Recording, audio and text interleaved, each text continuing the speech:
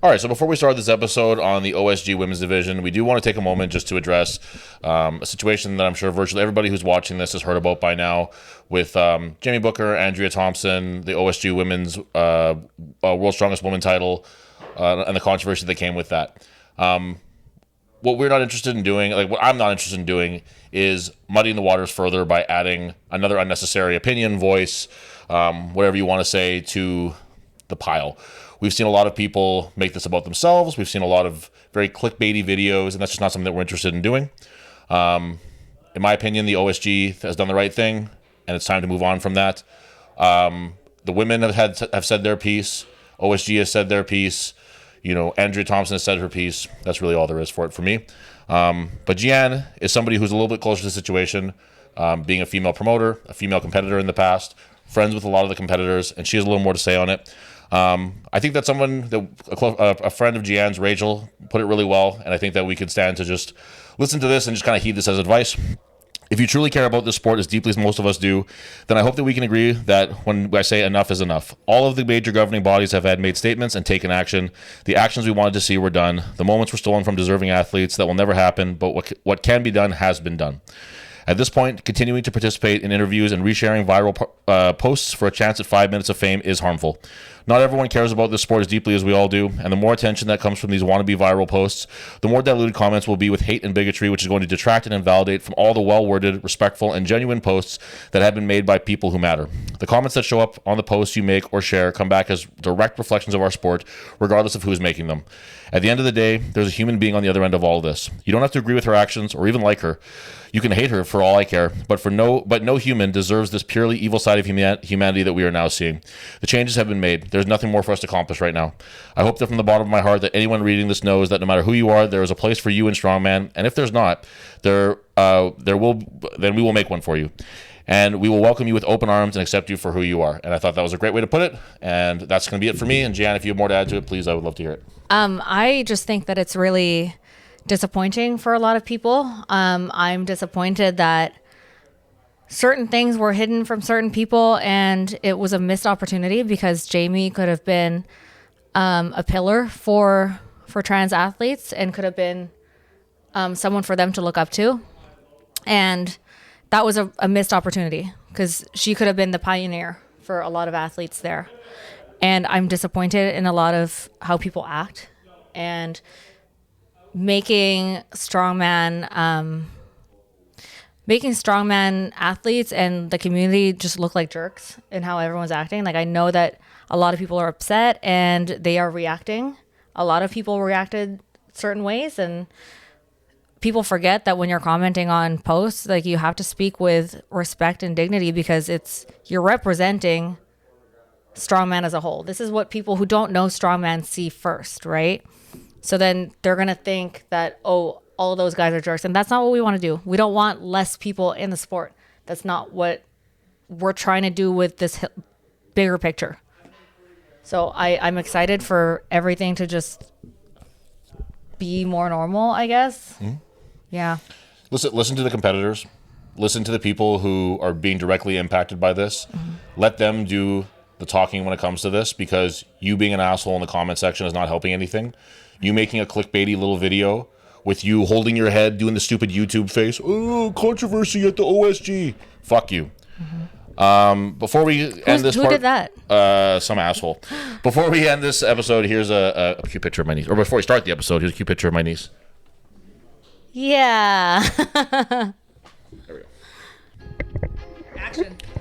All right, this episode of Iron Age Radio is brought to you by the client of the little farmhand himself, right here, Michael Thrones, Mark Schram's Cattle Company, the Schram Cattle Co. in Cartwright, Manitoba, the very, very best place to get your beef, to get your amazing selection of beef products from the man himself, Mark Schram, the only cowboy in Manitoba Strongman.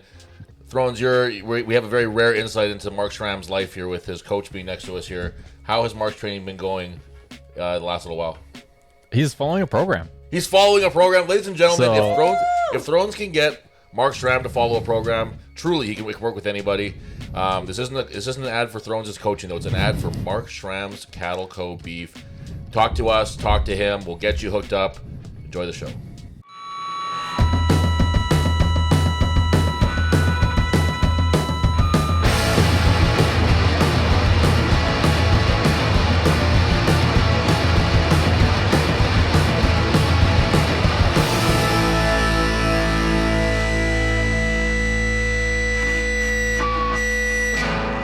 All right, here we are, episode 35, I think, 35 or 36? Something. Should have checked that one, but we're here with a very special episode here with my man Michael Thrones joining us. Hi, Michael. Hello. How are you doing today? Pretty good. Great. My hip's okay. Your hip's feeling good? Yeah. Better. It started to click a little bit after those squats, but it's not hurting. It's feeling better and it's not hurting. That's the important thing. We got a great response from our last episode with you, Thrones, where we did the what did we do? Rogue. we did the Rogue deep dive, and people who don't normally watch our stuff was messaging me and saying they really enjoyed it, actually. So I really appreciate that. My mom said she really enjoyed it, actually, too. Oh, she said that's nice. She said she didn't know what we were talking about, but my dad did, but she still enjoyed it, though. So they watch it in Arizona. So we decided we had Jian on for the Magnus one because we also love having Jian on the podcast, too, of course. Yeah, some of us do. Some of us do. And we decided to bring it back this time for the official Strongman Games, which happened just last weekend. We're already a week removed from it, but there's just so much that happens that weekend that I wouldn't be surprised if people were still kind of playing catch up on it and getting some of the information from it and stuff. So Yeah. I still feel like this is probably a pertinent episode. And kind of depending on time here, we're gonna either do the men and the women separately, or if we're cruising through it, we'll do them together. But I suspect that it'll probably be two different episodes. Mm-hmm. And we are going to start with the women's.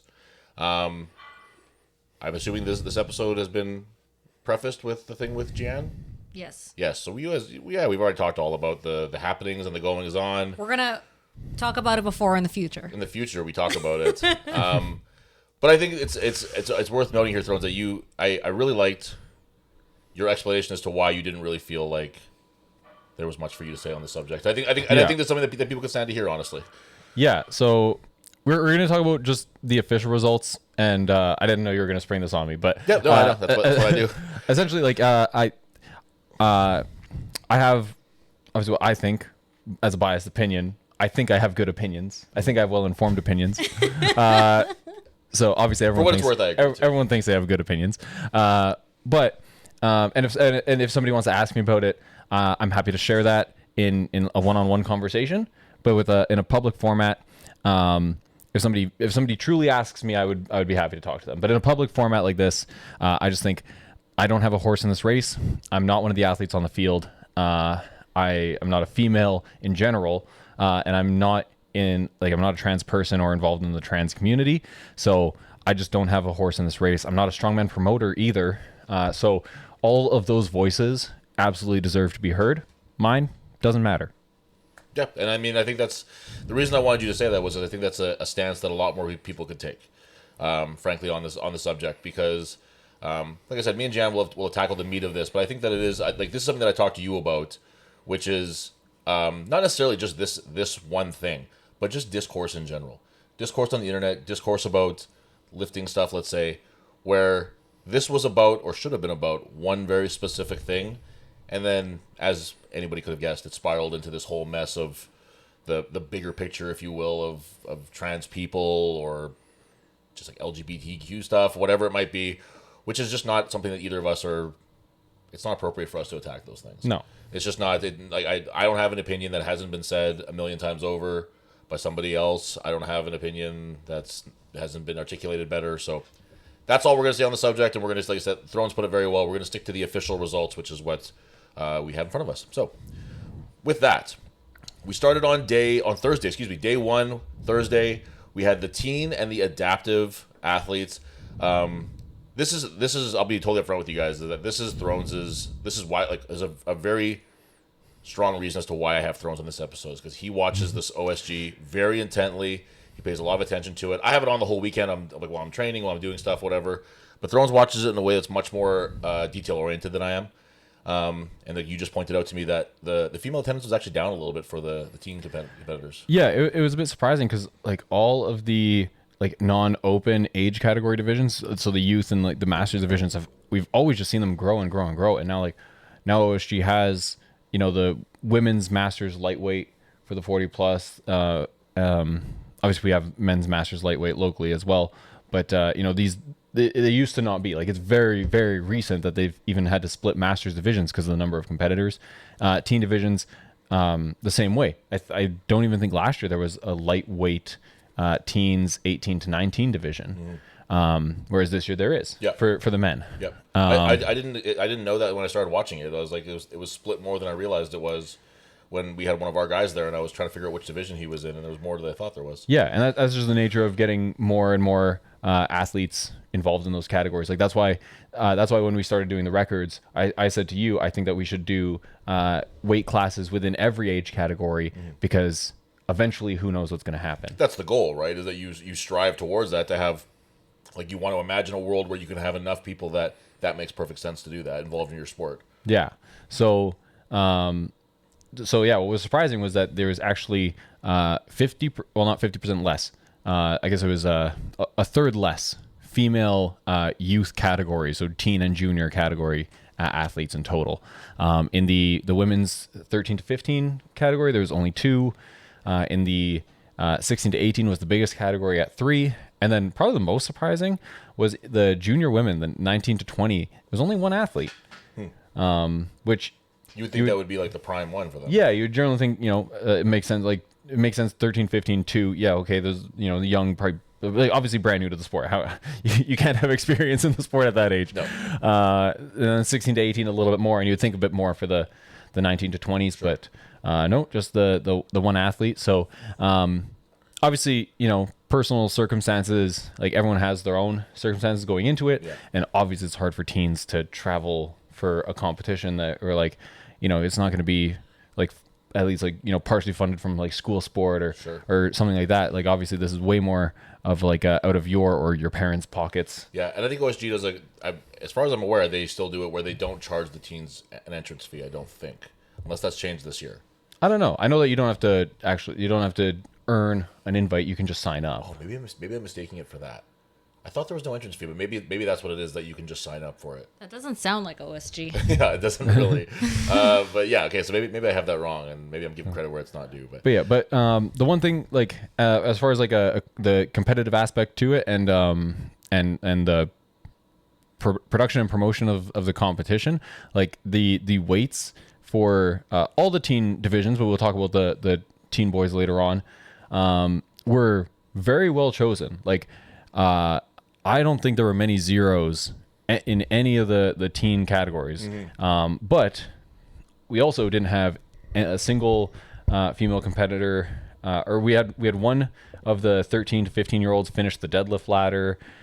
Neither of them finished the log, but neither of them zeroed. One of them didn't finish the frame. The other one, you know, was, like, in the low 20 seconds, kind of similar to what we had with the open age categories. And that's in, like, 13 to 15 year olds. Like, that's hard. That's good weight selection, and, like, props to the OSG team. 13 to 15, 2 years at that age is a huge change.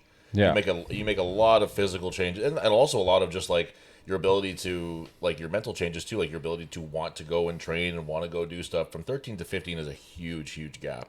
So to pick something that works for everybody in that way it's no small task. That's crazy. Yeah. Unfortunately, the official results don't have the athletes' ages on them. So these could have been 2 15-year-olds. Sure. One could have been 13, one 15. Right. Who knows?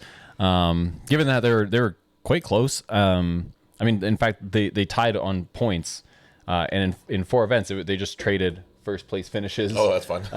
Back and forth the whole day. So I'd imagine they're probably pretty close in age. Yeah. These two. Definitely very close in ability. Yeah. So yeah, it was, I guess we should, if there's only 2 of them, we should say the name of the athletes. Sure, why not? Yeah. Referring vaguely to them, like Annabelle Lynn and Azaria Horton, both from the U.S. So they had a good competition back and forth, battling between each other.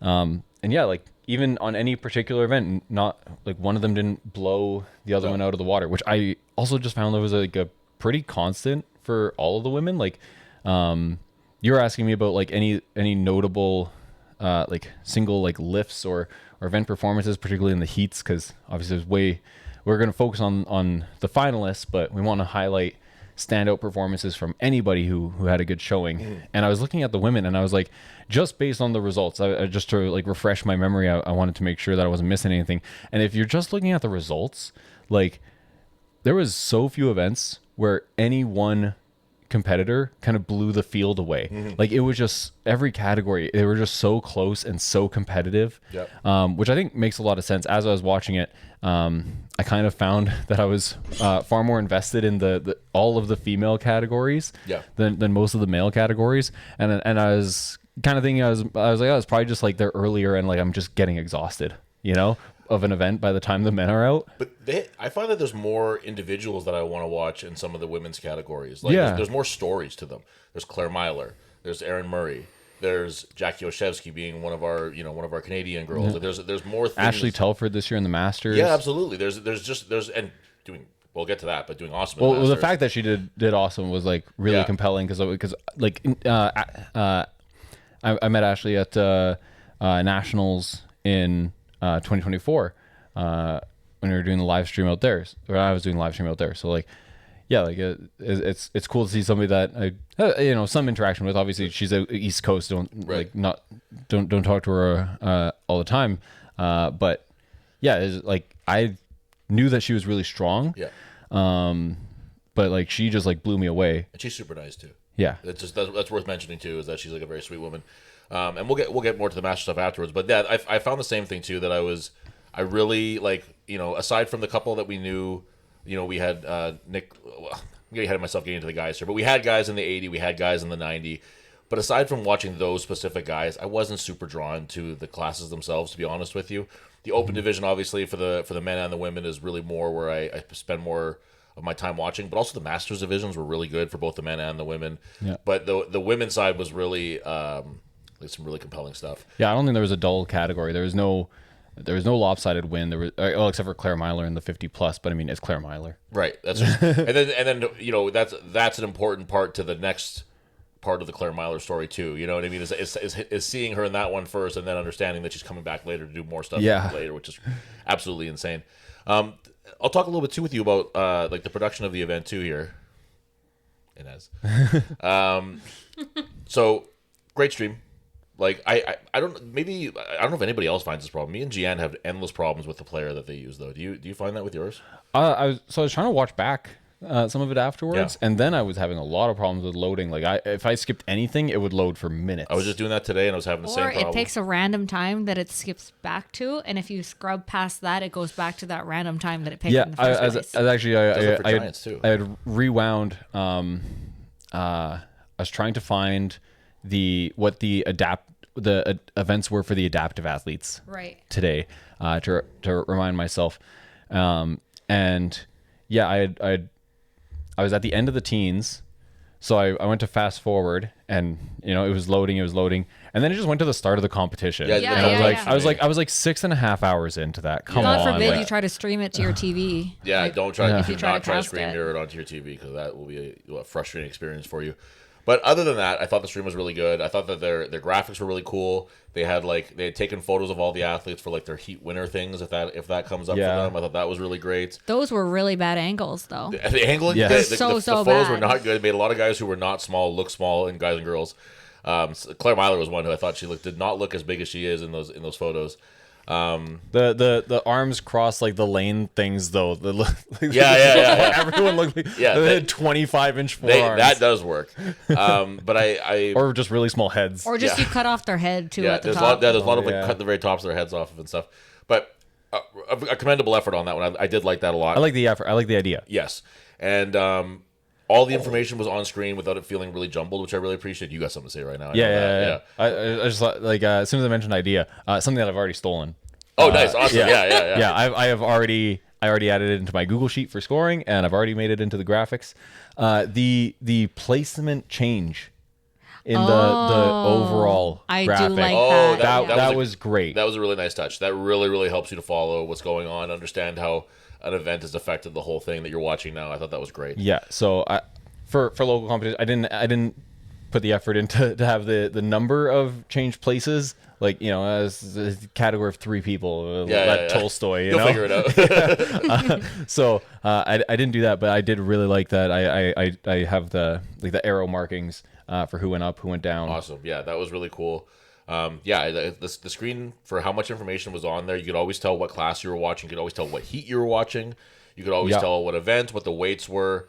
Everything was on screen without it feeling like it was just like, oh my God, this is so much for the eye to take in. They had the Dream Team on commentary. They had Gabe and Nicola, who both do great.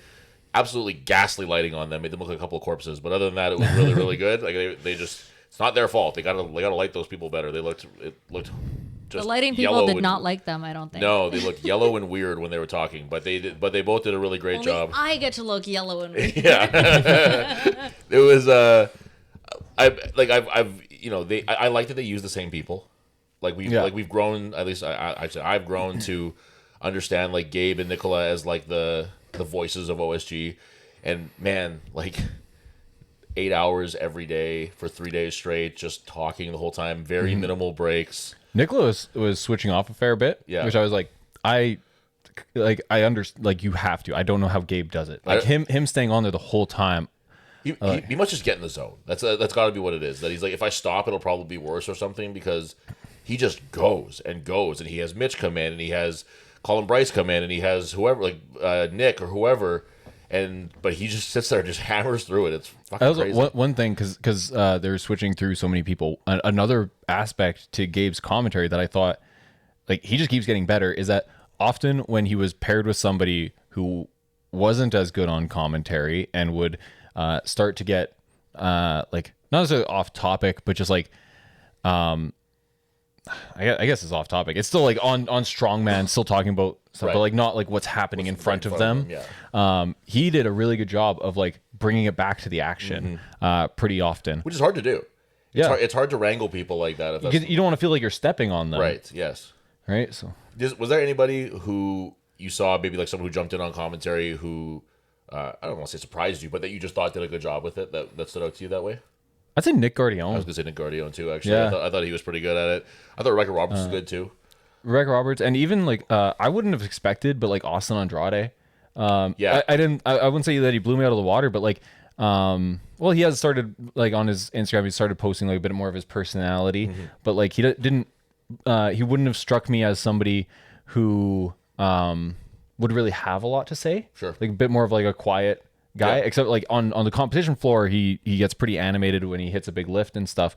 But you know, being on a competition floor is very different than being able to speak and articulate yourself. Right. Well, we see like with like Evan Singleton doing it, it's like a weird like alter ego of himself almost when he does commentary, where he's like this like not quiet, but like this like calm, down to earth sort of like nerdy sounding guy compared to the monster that you see on the competitive field. He also puts his glasses on. Well, he puts glasses on, which is Clark Kent, I guess. Yeah, it's just. I was going to say Peter Parker. Yeah, Peter Parker too. Hooper had good technical suggestions. Yeah. And some questionable non-technical moments. Very questionable non-technical moments. I was going to save that for the men's side, but we'll talk about it now. Where it's hot right now. So. Yeah, exactly.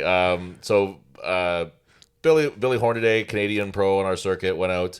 And listen, I'm not gonna like just shit on. I shit on Hooper a lot, and I have a lot of opinions about him not as an athlete. I have very strong opinions, like very positive opinions about him as an athlete. But he just tends to put his foot in his mouth over and over and over again. And when Billy Hornaday came out, Billy's known as the Indonesian Hulk, and it blew Mitch's mind that a man who is representing Canada could be called the Indonesian Hulk. Because Canada, not known for its immigration, not known as a very popular place to immigrate to. So the notion that there could be someone with Indonesian heritage in Canada was not something he could really wrap his head around. Just blew his mind. Yeah, and this is of course despite the fact that he's sitting next to Gabe Pena, whose nickname is what is the Texas Titan, right? Who represents Mexico. So there's precedent here. It's sitting right next to you, Mitch. There's precedent. And even Gabe was kind of like, oh yeah, that's weird. It's like, it's not you do that. Like that's not weird. You're born in another whatever. It's not that weird. Billy Billy made a clever post about it today, and I think from what I sent the thing that Hooper apologized. And it seems sincere, so good enough for him. But also, like, kudos on Billy because that reel probably took a long time to edit because I do not know how to edit reels. Well, he found a lot of cool photos of him in Indonesia. Yeah, he just had those locked and loaded. Yeah, and it played a cool Indonesian song. And the thing is that I think that some people are kind of getting misconstrued that it's like, oh, well, it's like it's not about a race thing. It's not about whether or not we thought that Hooper was racist for pointing out that he's Indonesian or thought that he wasn't or whatever it might have been. Hooper doesn't see color. Hooper, yeah, that's very true. It's a lack of professionalism. It's a disrespect for somebody who is at the biggest show of their career up until this point. This is the first time that they're on camera. The first time they're about to go do an implement. Their family's watching. Their friends are watching. And here's one of the biggest strongmen in the world today clowning him on commentary. And that's just not good. But we all, He also gets really comfortable because, like, these platforms feel like a second home to him. He's very familiar with everyone he's sitting with. These are all his friends. So I think he's too comfortable. Like, well, it goes back to what we talked about a little bit with the Magnus thing, where there's a little bit too much informality with it. Gabe is very good at having like a broadcaster's demeanor. Like he comes across as a same with Nicola. And Nicola too. They're broadcasting a show. They have a good banter. They're friendly, but it doesn't feel like they're in the locker room after a competition, which is how it sometimes feels when Mitch jumps in. But like again, like Nick Guardioni did a great job of not doing that. It's like keeping it so that like he's Evan Singleton's done that really well in the past, and Mitch comes in. He seems to have a bit of a strange personality in that way, where he just gets comfortable. I guess maybe I don't know. And he he said he said earlier in his strongman career that he sometimes says stupid stuff because he's not comfortable. Oh, and then there you go. Maybe that's what it is. Like I think it was when he like what he said at after winning the Arnolds the first time, where he said he gets awkward and has a tough time explaining what he means. Yeah. Like saying it in a way that is articulating his thoughts well. Well, if he says dumb things when he's uncomfortable, then my man stays uncomfortable because he is always saying dumb shit. But he's either too comfortable or very uncomfortable. We're not sure. But yeah, anyway. Billy got a cool moment out of it. And he got to have a little shoot back at Mitch on that one, which is fun. Yeah. Anyway, okay, back to the competition itself. Yeah. So I think that I guess we can quickly touch on, like, the teens won't take much time at all to touch on. We had 3 in the 16 to 18s, and this one wasn't quite the back and forth from the 13 to 15s. The Caitlin McCardle of the UK, she won every event just across the board. Still, though, like, she didn't finish the log press, she didn't finish the deadlift ladder, and she didn't finish the sandbag steeplechase.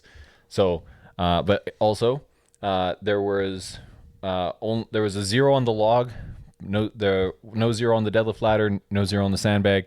So again, one athlete kind of dominant in the competition, but didn't, like, the weights were appropriate for her, and they're appropriate for everyone else too. She was just that little bit better the whole day. And I can tell you from experience that picking teen weights is hard. It's not to get it like that and just kind of nail it is not an easy thing to do. It's challenging. Yeah. Only one athlete in the junior women's, the 19 to 20, Cheyenne Ruiz. I guess only one athlete. Unfortunately, not all that much to say. Yeah. Again, good weight selection. Like I said, it was across the whole category. I was just really impressed. Yeah.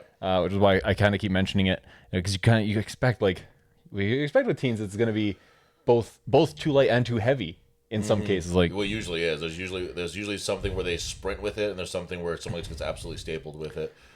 Yeah, and then I believe we had 4 adaptive women, and they were all in different categories. In the standing one, it was Carly Poyser, who, again, only one woman in each of these categories, so we don't really have too much competition to talk about. Yeah, and the important, far be it for me to tell these people what the important thing is, but the important thing in my eyes is that these people get a place to compete. These people get a place to do this, and that's it's a pretty rare thing that like the adaptive version of a sport is competed at the same venue on the same weekend as the full version, the worlds of that same sport. That's a pretty cool thing that Strongman has going for it. Yeah, and I love seeing some of the adaptations they made to the events. That's always cool too. Allow the athletes to compete. like some of the seated ones. Obviously, we have like the seated deadlift that everyone who's been involved in strongman long enough has seen seated deadlifts. But I think seated deadlifts are a really cool event. I keep meaning to try it, but I have not yet tried a seated deadlift. You get a big ass number on a seated deadlift, I think. I feel like just about everyone would hit bigger numbers on a seated deadlift. Like, because I mean, I think the standard of it is to get the bar off the ground. I think that's almost like a backlift esque intention to the movement. I don't know. I could be entirely wrong on that. Just from seeing big seated deadlifts, that seems to be usually what they're kind of going for. But yeah, I don't know. It looks like a cool event. I honestly, I wouldn't. I think that like it would be not great for a non-strongman specific crowd. Right. But I personally wouldn't mind seeing a seated deadlift in a strongman event. Right. Kind of like seeing a backlift. Like I also think that a non-strongman crowd would be like, I don't really know what's going on here. That was always when I won the backlift at CSM, and people would be like, "Oh, how'd it go?" I'd be like, "Oh, good, I won an event," and then I have to show them what it was, and they were just like. I'm like, well, historically, it's a very important. Like, I have to give them all the context involved with it first, but yeah. Yeah, seated deadlift would be like that, but without the history in normal strongman to go along with it. Yeah, it would be. You know, it would be a fun one to do. It'd be a fun one if we like when we do like the Iron Age like Christmas party or something, and then just do that like as like a party trick kind of thing, and then the winner gets, I don't know, a backlift. A big a full backlift. Yeah. Anyway, get on the welding project. Also, I got to figure out what the difference, what the standing one and standing two. I'm fairly certain that standing one is that you are standing and you also have use of your upper limbs. Because I think actually I guess I can double check. I think James Spurgeon is standing two. Yes, he is, and he doesn't have use of his right arm. So, yeah. So, actually, there was 5 adaptive categories. There's seated 1, seated 2, and seated 2+. I cannot pretend that I know what that means. I'm not too sure either. If anybody's watching this knows in the comments, if anybody's aware of the adaptive strongman scene better than we are, please let us know, because I'd be very interested to know what that means actually. Oh, Carrie Thibault was seated 2+. We should know this then. That's the Canadian athlete. Yeah, I don't know what that would mean. But I do know in the women's seated 2. Yeah, Louise Greer. She was. I might be getting the placement of a double below the knee amputee. Okay. Also, I believe she was one arm below the elbow. Oh. Okay. Amputee, and her other hand wasn't fully formed either. So she has she only has one fully full length, full like structured limb, and even then not fully formed. And she was competing. She was using like a VersaGrip style strap. Yeah, I saw that. Because she did have she could with the hook end to it, like the hard hook end to it, and then she had a strap hanging off of her shoulder to be able to do the seated deadlift. Like the amount of effort she's going through just to be able to do the sport was really commendable. That's awesome. I thought that was incredible. Yeah, that is really cool. Yeah, that was really cool to see. Yeah, I don't know. Any other thoughts on for the women's adaptive categories? No, I think it's great. Like Magnus has a big hand in making those happen. Like he hosts some of the adaptive shows, and it's just like I said, it's a great thing to have. It's cool that we can have this thing where, we always hear things like strongman is for everybody, or you hear other things other too, like hockey is for everybody, and this and that and the other thing.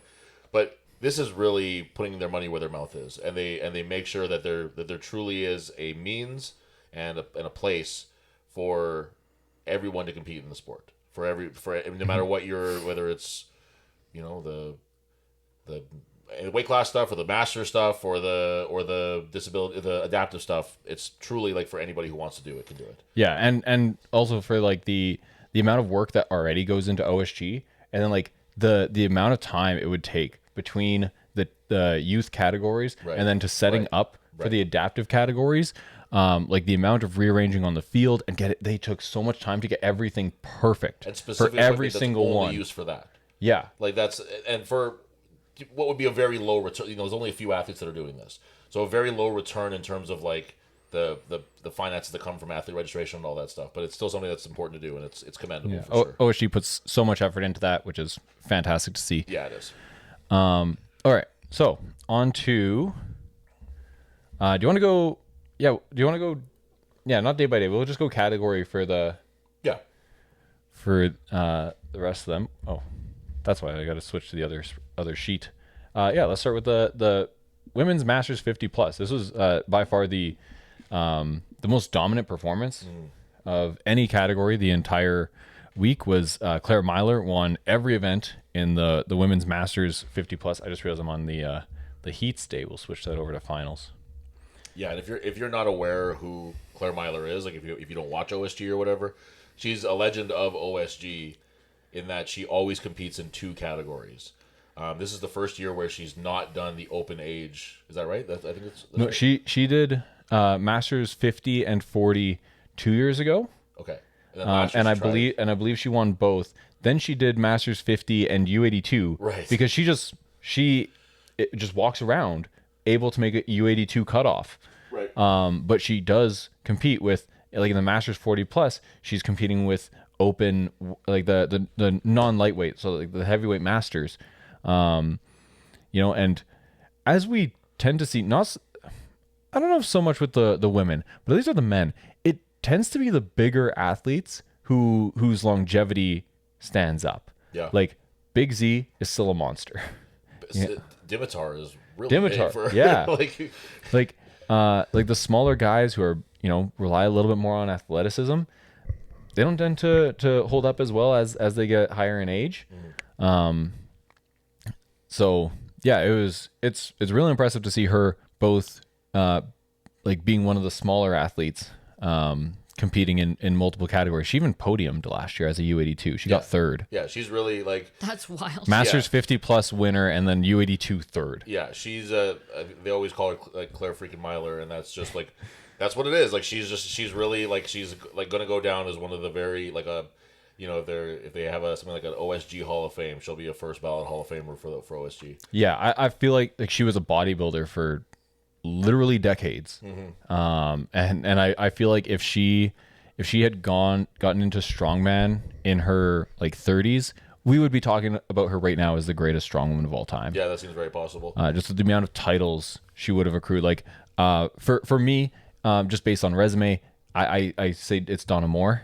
Yeah. I think is the greatest strongwoman of all time.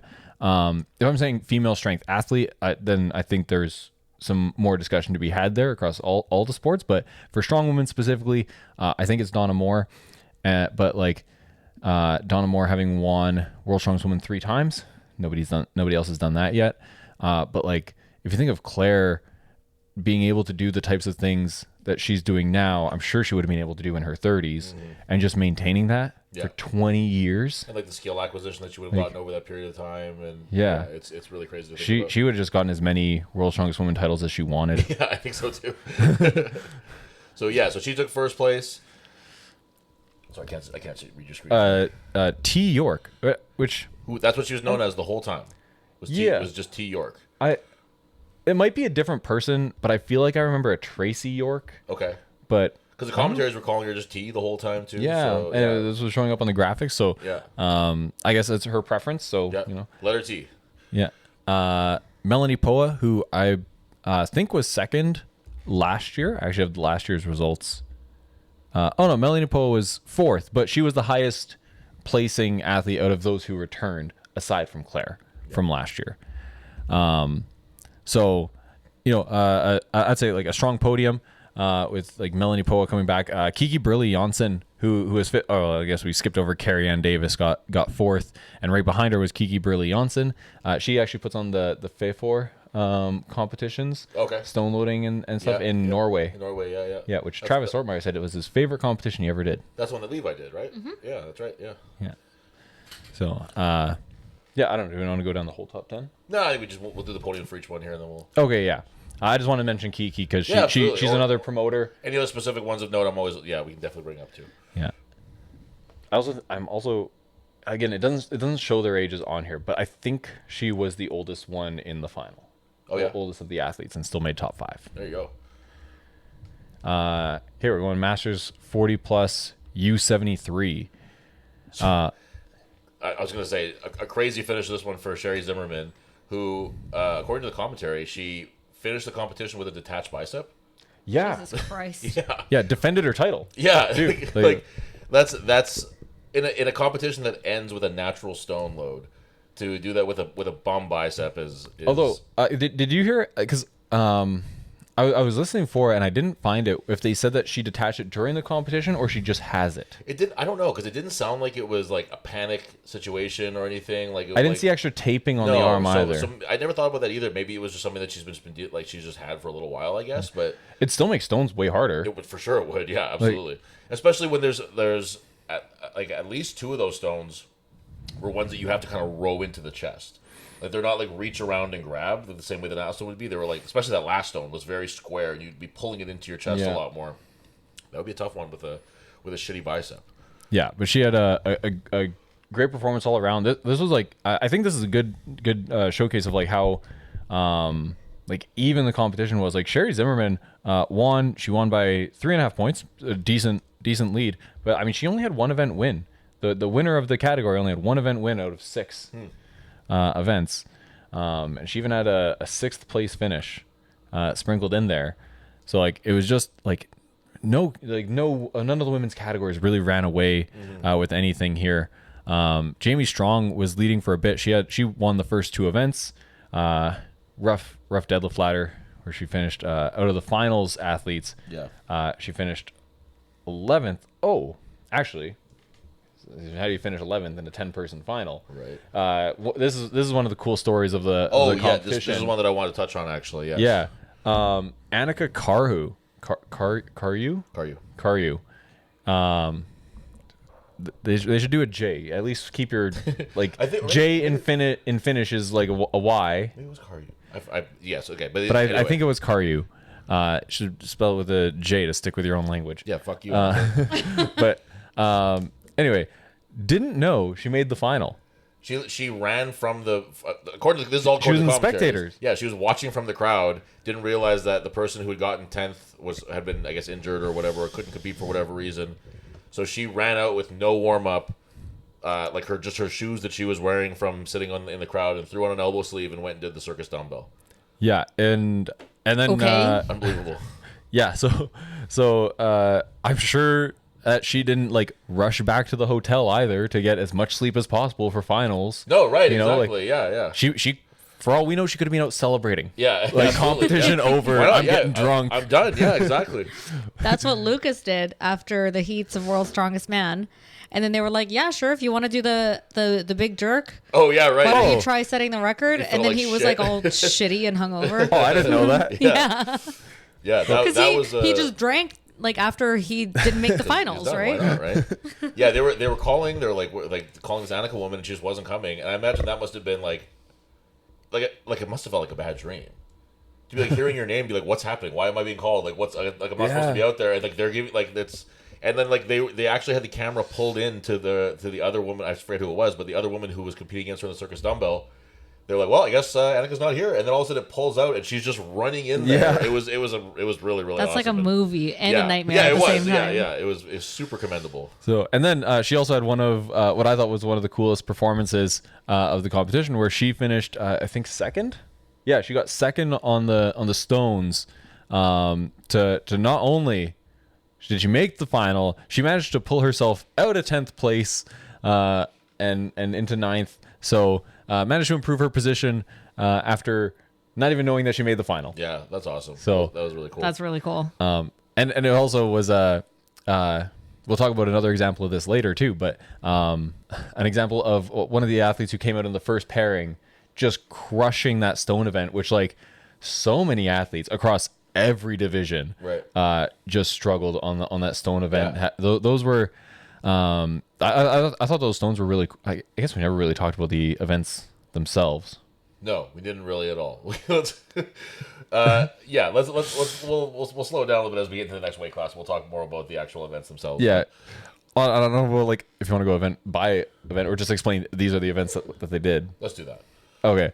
Well, we'll finish. Yeah, we'll finish with the Masters 40 plus U73. Then we'll Yes. Okay. explain. Then It's the end of the day. it's a very normal formatting here where we talk about some of the weight classes and then we talk about the events and then we talk about some more of the weight classes. We're doing our it's- best. We're doing our best. There's a here, guys. lot of information with OSG. There is. Yeah. There is. That's There was why, a lot to tackle, and you guys were just excited to get to it. Yeah, and that's why Yeah. I jumped into the production stuff after we already talked about the teen stuff because I was like, oh, we had like this is stuff we want to talk about, but it's a ton of stuff. We had to hook Inez before we talked about the that's true. production. Right. We definitely didn't lose her yet. Yeah. She definitely watches this. Okay, so yeah, there was a few different categories where like one of the athletes who just came out first just crushed the stone event in particular, and then nobody else, like everybody else struggled until like maybe like the last heat, like the podium finishers came out, and I just thought like when that happens, I was just like really excited for that athlete. Like you're coming out first, like I'm sure you're happy to make the final in a lot of those situations, but like you know you still want to do as good as you can. So like having that opportunity where like you come out last event of the day after this, your competition is over and you just crush it, and then you just see other people, like you want your competitors to do good and stuff. You always want to beat them at their best, or well I do anyway. I don't know, I guess I can't speak for everybody. I mean, I want to be anybody by any means necessary. Sabotage if necessary. But yeah, seeing your competitors struggle with the event that you just like blew out of the water, and just seeing your points just climb up, I guess it just must be like such a great way to end that competition.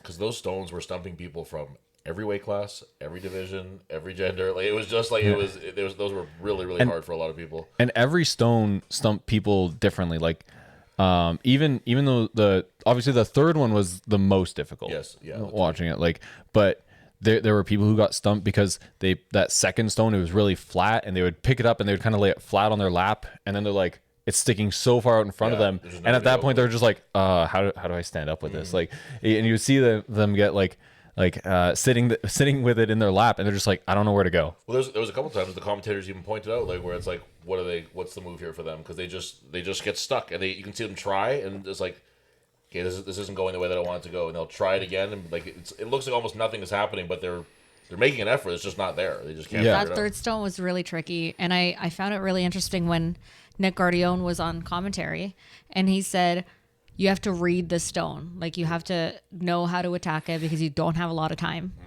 So I thought, like, him using the verbiage of, this person read that perfectly, that third stone. Because it was really tricky. There is a skill to being good at natural stones. Like, it's not just a luck of the draw thing that you're like, well, I'm just good at this. It's like, if you can figure out the like the leverages and the center of gravity of these things and stuff, it's different for different stones, but if you can kind of read it or figure it out quickly, you're gonna be better at it than somebody who just tries to just dummy it up over and over and over again. Well, that's like rock climbing, right? Sure.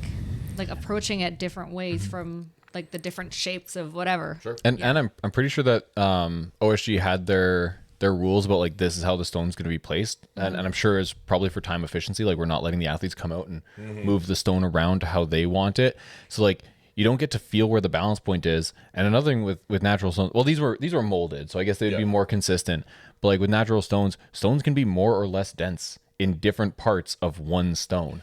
So like you can grab it in the middle, but if most of the density of the stone is away from you, it'll still just roll out of your hands. And these were hollow stones that were filled though, so it's who's to say, they plop it down, they roll it onto the bottom, maybe it shifted a lot of the weight over to one side, maybe it's at it still has like a real chaotic element to it. Like you said, it was the same for everybody, like it was set up the same for everybody, but it doesn't mean that everybody was picking up the exact same stone as it were. Yeah. All right. So overall, podium for the women's masters U73, Sherry Zimmerman defended her title. She won last year as well. Christine Galvin, Jamie Strong. Just making sure that I had it set to finals, not the day 1 and 2. Yeah. So Christine Galvin and Jamie Strong, all American podium in this one. So which is that was Like, it was a pretty even representation. Like, yeah, that was something that was cool too. Was that Overall, the variety of representation in this competition this year? I think I read that there was like 50 plus countries represented here. We saw a lot of African countries. There's been African countries in the past, but it seemed like there was more this year. there was huge Zambia. Yeah, there was a lot of representation. African specifically. There was a lot of Taiwan had a lot of competitors this year. Yeah. There was like a couple times where there was like 2 or 3 Taiwan competitors in the same heat. Like it was pretty cool. I think it was actually it might have been this category, the women's masters 40 plus fight switched to the heats. I think they had the 2 Taiwanese athletes. No, just one, but there was a few of them. Yeah. There was a couple guys and a couple girls, and it was cool to see. All right. So the 64. yeah, well we'll go over the events that people did. Yes. So Wait, yeah. what about 40 plus heavyweight? I was just picking the drop down and going to the next one. okay. Drop down has the Don't U64 worry, girl. We got it. okay. Don't worry. next. Yeah. This is the official Strongman website is. I'm on strongman.games/world. Strongman.game/world/ That's what they had it. Strongman.game/world. That's okay. what it is. So events, the heats events were the log press challenge. It was log for reps with your choice of weight. So I don't know, you say 2 Trump weights? Yeah. Yeah. So athletes could pick which one they wanted to do. Any reps of the heavier one beats any reps of the lighter log. Then it was a timber frame carry. So which they said was 50 feet down, 50 feet back, but the frame started behind the line. And then on the way back, you only needed to break the line. Right. You didn't need to bring the whole frame across. So it wasn't the full 50 it was 50 feet minus whatever length the frame is. Maybe it was like 5 feet or 6 feet or so. I'd say Yeah. 50-ish. 50-ish. We'll call Yeah. it. Especially if you're Dimitar Sabatinov, it was 50-ish. or Finlay Mercer. Yeah, very very ish on those ones. Those are. Heavy on the ish. Yeah. But yeah, if you're measuring out a frame distance, the frame has to end in the same spot that it was picked up on. If there is a drop and turn, for the both distances to be the same length. That's right. So unless it was, You heard it here first. I don't know, maybe it was 52.5 feet down and then 47.5 feet back. Maybe that's what it was. Actually, you know what? Now you mentioned it, I think that's exactly what it was. We're gonna put a lot of effort into making this 100 feet in the most complicated way possible. All right, the next was I bet you Thrones is gonna have something to say about this, so we better go with the extra 2.5 feet. So then it was the deadlift ladder, 4-bar deadlift ladder. I would like a 5th bar to have a bit more of a spaced out jumps. Also, for a lot of the women's categories, they did not exactly, but essentially kind of like the same jump size. It was like virtually like plate quarter for most of the women's categories, and most of the men's categories. But the men's categories are lifting much heavier weights. Those are smaller percentage jump. Yeah. So like the women, it was like you're jumping from like 405 to 455. Right. Like, yeah, they're a huge jump. Yeah, that's giant. Yeah. Like sure, if it's going from 7 or 675 to 725, okay, that's not that big of a deal. But that's like But in a ladder, that's fucked up. Yeah. Yeah. To do from 4, one to the 405 other. to 455 is a huge jump. Yeah. I would have liked to see like a 405 to a 435, 465. Yeah. You know. Yeah. I would have done the last one for reps. For Too. reps, that's what you would have done? Yeah. Like as a promoter, Just- I would just want a to fuck the deadlift ladder, athletes? and then like the last one for reps, because then that would add up to the reps that you have. You're nuts. That's what I would. I think that would have been cool though. I mean, it Thank been you. cool, but Some of those guys who blew through I'm not that saying it would have been cool. I'm Thank just saying that you. would have been fucking rough. It's OSG. What do you A couple want? things that I noticed before on the sandbag Yeah. too. a couple things I noticed on the deadlift. Still, people using fucking figure eights.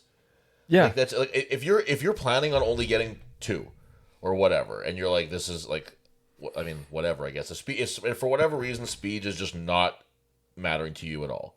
Then sure, use your figure eights, use your figure nines, whatever. It doesn't really matter. But if you're trying to go fast in this thing, I just don't get it. I just don't understand.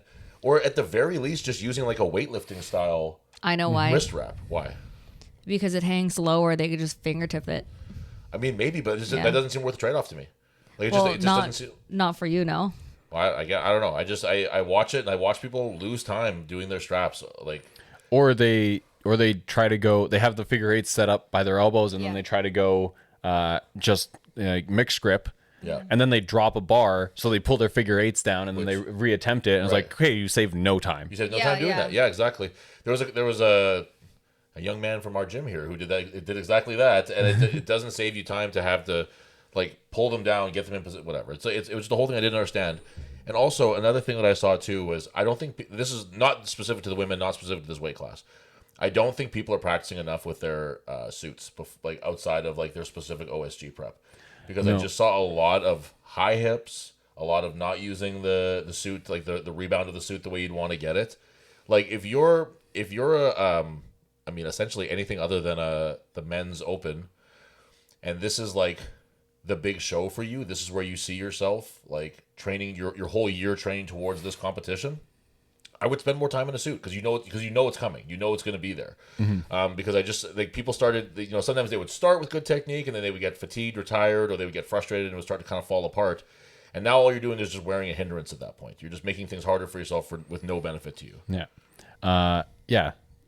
Learn your suit and buy some figure eight or buy figure eights. Buy some goddamn figure eights already. Buy some VersaGrips. Yeah. Or VersaGrip style straps. I like the Wall Ender brand. Just Shout try out. them. If you hate them, just don't bother. But just try them. Like this is like free game for you guys to just try it. Like they cost like $40 fucking on Amazon or whatever. And like the Velcro holds up. People are worried about the Velcro going. I've told you about how I grip in a deadlift. I grip very loose. I mean, I have a good grip, so maybe it just feels like I don't have to grip very hard. Throne's But, like, also won $1,000 because he picked up two 300-pound You do a good dumbbells. grip, that's true. So I don't know. Yeah, maybe I'm not the person to ask about this, but like, I don't consciously have to grip hard, and like even using like the VersaGrip style straps that I use, I've done 705 for 7 reps, and no issues with the Velcro. It holds. It's fine. Yeah. It's just not. There's just no reason to not try it at least. Yeah, I'm not hanging on for dear life trying to like not have the Velcro, not have the like so much weight supported by the strap that the Velcro rips off. Like I'm essentially passively holding on to it, and yeah, it's held 705 fine unless you're Jeremy. For some reason, That did pop off on him. Yeah. Velcro hates him. Yeah. That's his white whale. Yeah, as the Velcro on those things, and even to your point with the fingertipping thing, like you can fingertip with VersaGrips too. Yeah, I fingertip. Yeah, that's true. It's pretty easy to do. Because I fingertip my hook grip, so it just sets it in the same position like I do. Right. I have it, way down. I have my fingers almost straight. Screenshot that, Denzel. There you go. Following that one was the sandbag medley, steeplechase. Sorry. Yeah. We had the sandstone for that one, which is a new piece of Cerberus equipment that they're pushing. It's a sandbag shaped like an Atlas stone, and it definitely threw some people for a loop. Oh, yeah. Because especially the shorter armed competitors, the thicker torso competitors, not Dimitar Savatinov. He was fine with that shit. Oh, he Yeah, was. but I Threw that right on his shoulder. yeah, I keep hinting towards this character Dimitar Savatinov, but we'll talk about him on the men's side. But it did mess with some people, and you could see that they didn't know how to grip it. They didn't know exactly how to hold it to move with it. They'd see a lot of slipping as it was going. It was actually a very interesting wrinkle in the thing, I think, and they probably sold a whole lot of sandstone bags from after that one. Yeah, there was like way fewer athletes finished it than I thought were going to. Yeah. When I saw the weights of the bag, yeah, like not that I like in general across the categories, like some categories harder than others, but like in general, I looked and I thought like yeah, like basically everybody from finals is going to finish that. It was kind of what I thought when I was looking at it, but no, like there were entire categories where nobody finished the full run. So yeah, that sandstone, I guess like it also it's because it's round, it's gonna center of gravity is gonna be further away. Yeah. So like that's gonna like fatigue your glutes more from having to counter that and stay upright. Sure. So One thing that I saw with that one was I saw a lot of people because there was a lot of unloaded running in this one, right? You had to run back to the start point. Not if you're in the adaptive category. In the adaptive category, that's true. They'd have to carry it back to the other way. Yeah, you had to like move under the thing. You had to whatever, right? And I think that like this it might seem like it's majoring the minors here, but I think that a lot of I saw a lot of really shitty running. Like a lot of and I'm not just talking about the obvious ones. I'm not talking about like the open or masters guys. Like the open men, the masters men, they typically do move slower and whatever. Although a lot of them didn't, and it was cool to see that they're getting a lot more athletic. It seems like the heavy guys. I think they heard our podcast and saw how much we were obsessed with it, and they didn't want to get embarrassed. But some of the ladies in particular, I noticed just didn't seem to know how to run. And I'm not speaking as some sort of like track superstar or anything. But it just seemed like there was a lot of people who they lost time by not being able to like accelerate or decelerate really fast to be able to get to that second bag quickly and get it up and moving again. And I think that there's points lost when it comes to that kind of stuff. I think it's a very easy thing to add to the beginning of your workouts is just starting and stopping with some sprints on your turf. I think it would go a long way for a lot of those competitors. Yeah. I don't think I have too much to add there. Yeah, it was just something that I noticed. I wanted to have something to add because I was going to make a joke of, well, as a track superstar. As a track superstar, I agree. Wait, before you move on to the finals, do you guys have any comments on the down commands?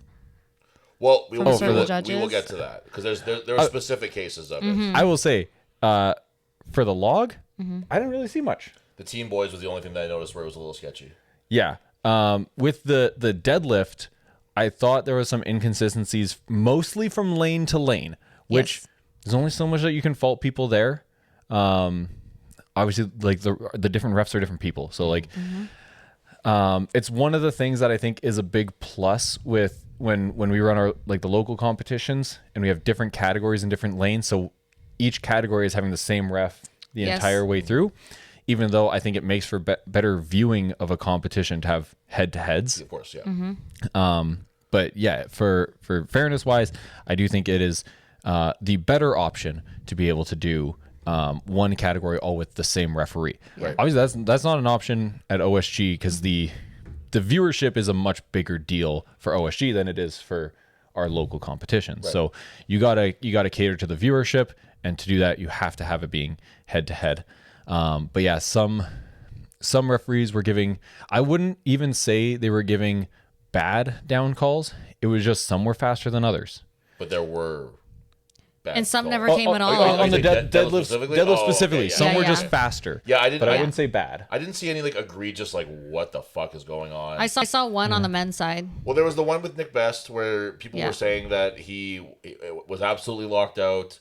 And he just wasn't giving it to him. He was, and you could even hear Mitch Hooper on commentary being like, "What is he looking for? Like, what does he need from this?" Yeah. But I heard from people who were there that if you had a side view of him deadlifting, you could see that his hips were not through. Okay, because on the stream he looked fully still. Yeah. And like, it looked like his hips were through. It can be a little deceptive sometimes with a deadlift suit too, where it moves so quickly that you hit that end range and it just sort of stops, and it can look like to a viewer that when you hit that stop, and it's not like you're inching it forward anymore, you've just stopped. That could be the end range of motion, but there is still a little more for your hips to push through that's not being assisted by the suit anymore. Right. Sean Hayes actually said he was like it really didn't look like it was locked out from where he was sitting. So give the ref the benefit of the doubt on that one. Sorry, Nick Best. Yep, sorry, Nick Best. We'll have at you for some other lane stuff later, 2. I don't know what her name is. Do you know who that referee was? The referee. They mentioned her first name a couple times, but I didn't recognize her when they mentioned the first name, and now like I don't know, she it didn't killed stick. it.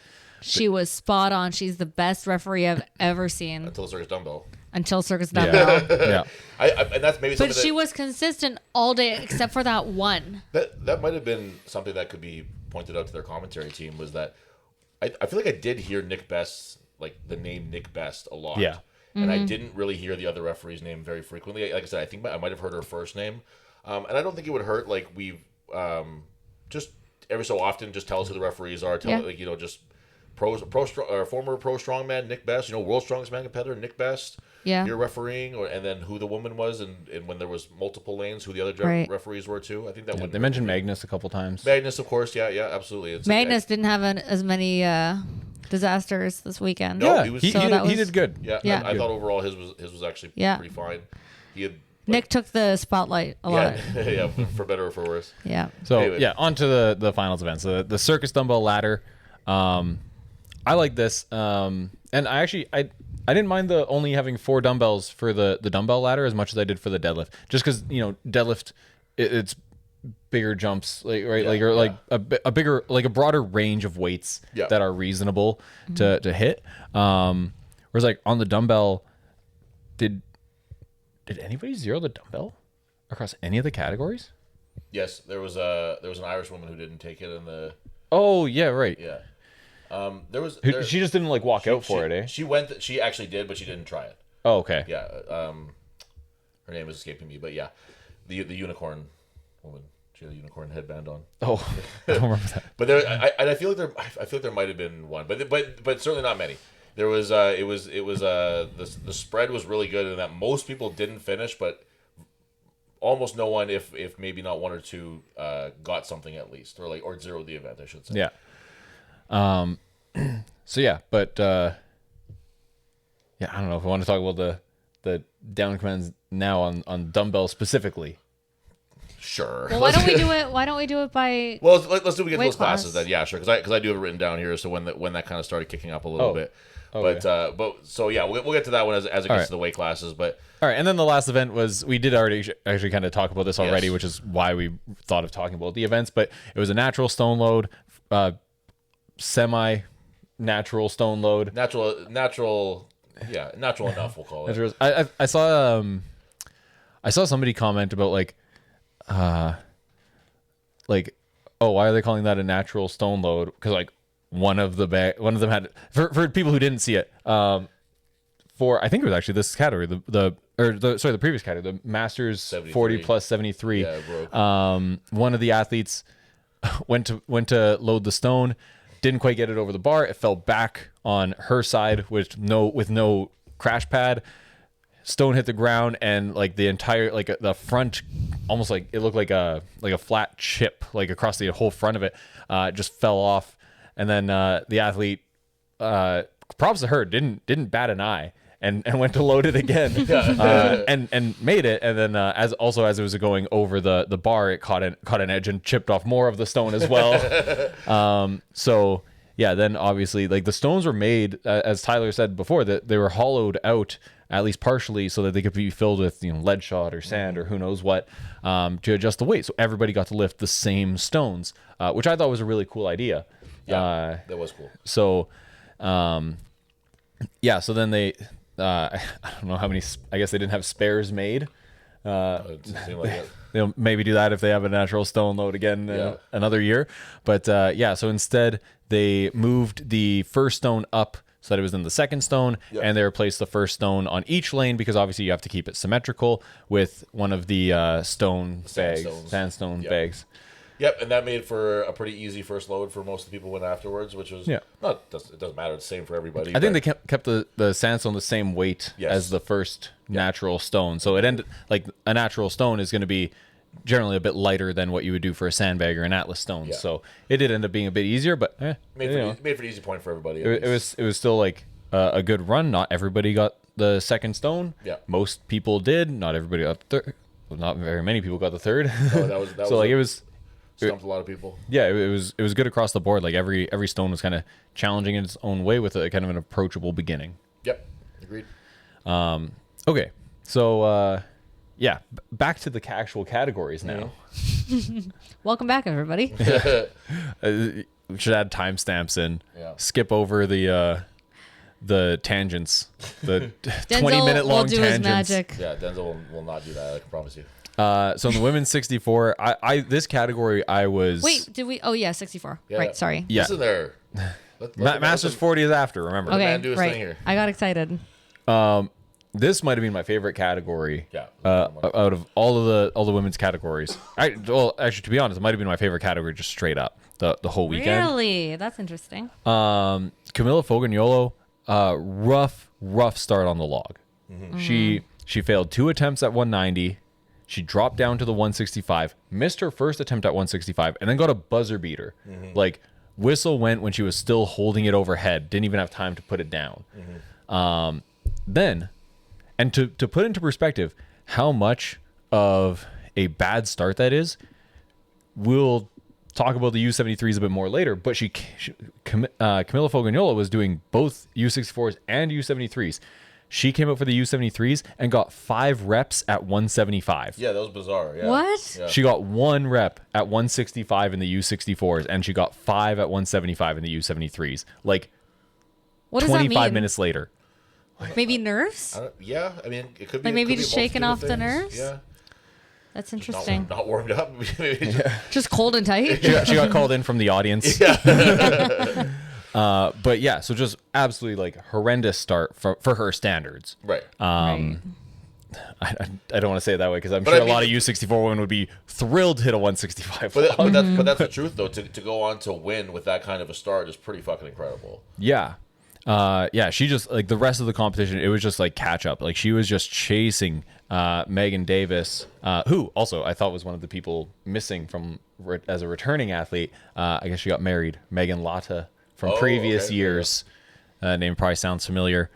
But yeah, Megan Davis, she was leading the entire weekend, and Camilla was just playing catch up, starting off in like she was 8th, I think. Ninth She clawed her way place. back. Yeah, she's 8th out of the finalists, so she was even lower than that probably from the heats, and she just like clawed her way back. She had an 8th place finish, then first, 4th, 5th, 1st.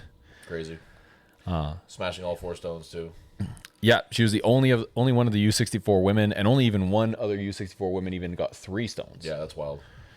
So that was just an incredible performance from Camilla, and being able to come back like that, like clearly not letting it rattle her. The fact that she came out and she won the frame. I believe she also had the fastest frame time out of any category. Oh, really? I think she was the only person under 16 seconds. That's a crazy distinction to have. That's really like for how many competitors there were that weekend to be the fastest of absolutely everybody. That's really wild. Yeah. Well, she is a great mover, like just in general. Clearly. Even a great mover as a U73. Like in the 64, she has the static strength to back it up too. In the U73, she's smaller. She sacrifices a bit of static strength, but she's just as good at moving. Right. As a like rankings wise, she's just as good at moving as 73. So yeah, the rest of the podium, Kate Connolly. It kind of became the Camilla chasing Megan story. In that U64s, but like Kate Connolly was right there the whole time. Camilla only actually beat Kate by half a point, which she needed. She needed to pass Kate on the last event. Kate got 3rd on the stones. Camilla got 1st. So even if Kate had gotten that 3rd stone and gotten 2nd, then it would have been enough from Camilla. So she needed like multiple placings there to go perfectly, and she needed to win it. That's wild. Like. And it worked out exactly as needed. Yeah, that she did. Megan Davis obviously had an incredible performance, was leading the pack the entire week or weekend. And then just right at the end, unfortunately, I don't remember exactly how her stone run went. She got 2 stones, but like as close, this category was so close. Like, so Kate Connolly got 2 stones in 7.9 seconds, and that was good for 3rd. Megan Davis got 2 stones in 15.5 seconds, and that was 9th.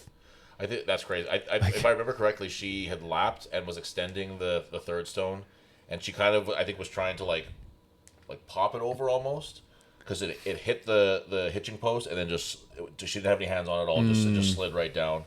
And that was as close as she got to getting. You that can first really tell how stumped a lot of people were on the 3rd stone, because if you look at how many stones people were getting, they're getting, like, for the most part, they're getting 10-ish seconds. Yeah. 2 stones for 10-ish seconds. Yeah, and then it just hits a brick wall for most people. Yeah, after that. and then if they get the 3rd stone, it's like 50 seconds. Yeah, if true. they get it. Yeah. It's really wild. Except for Rosie Abercrombie.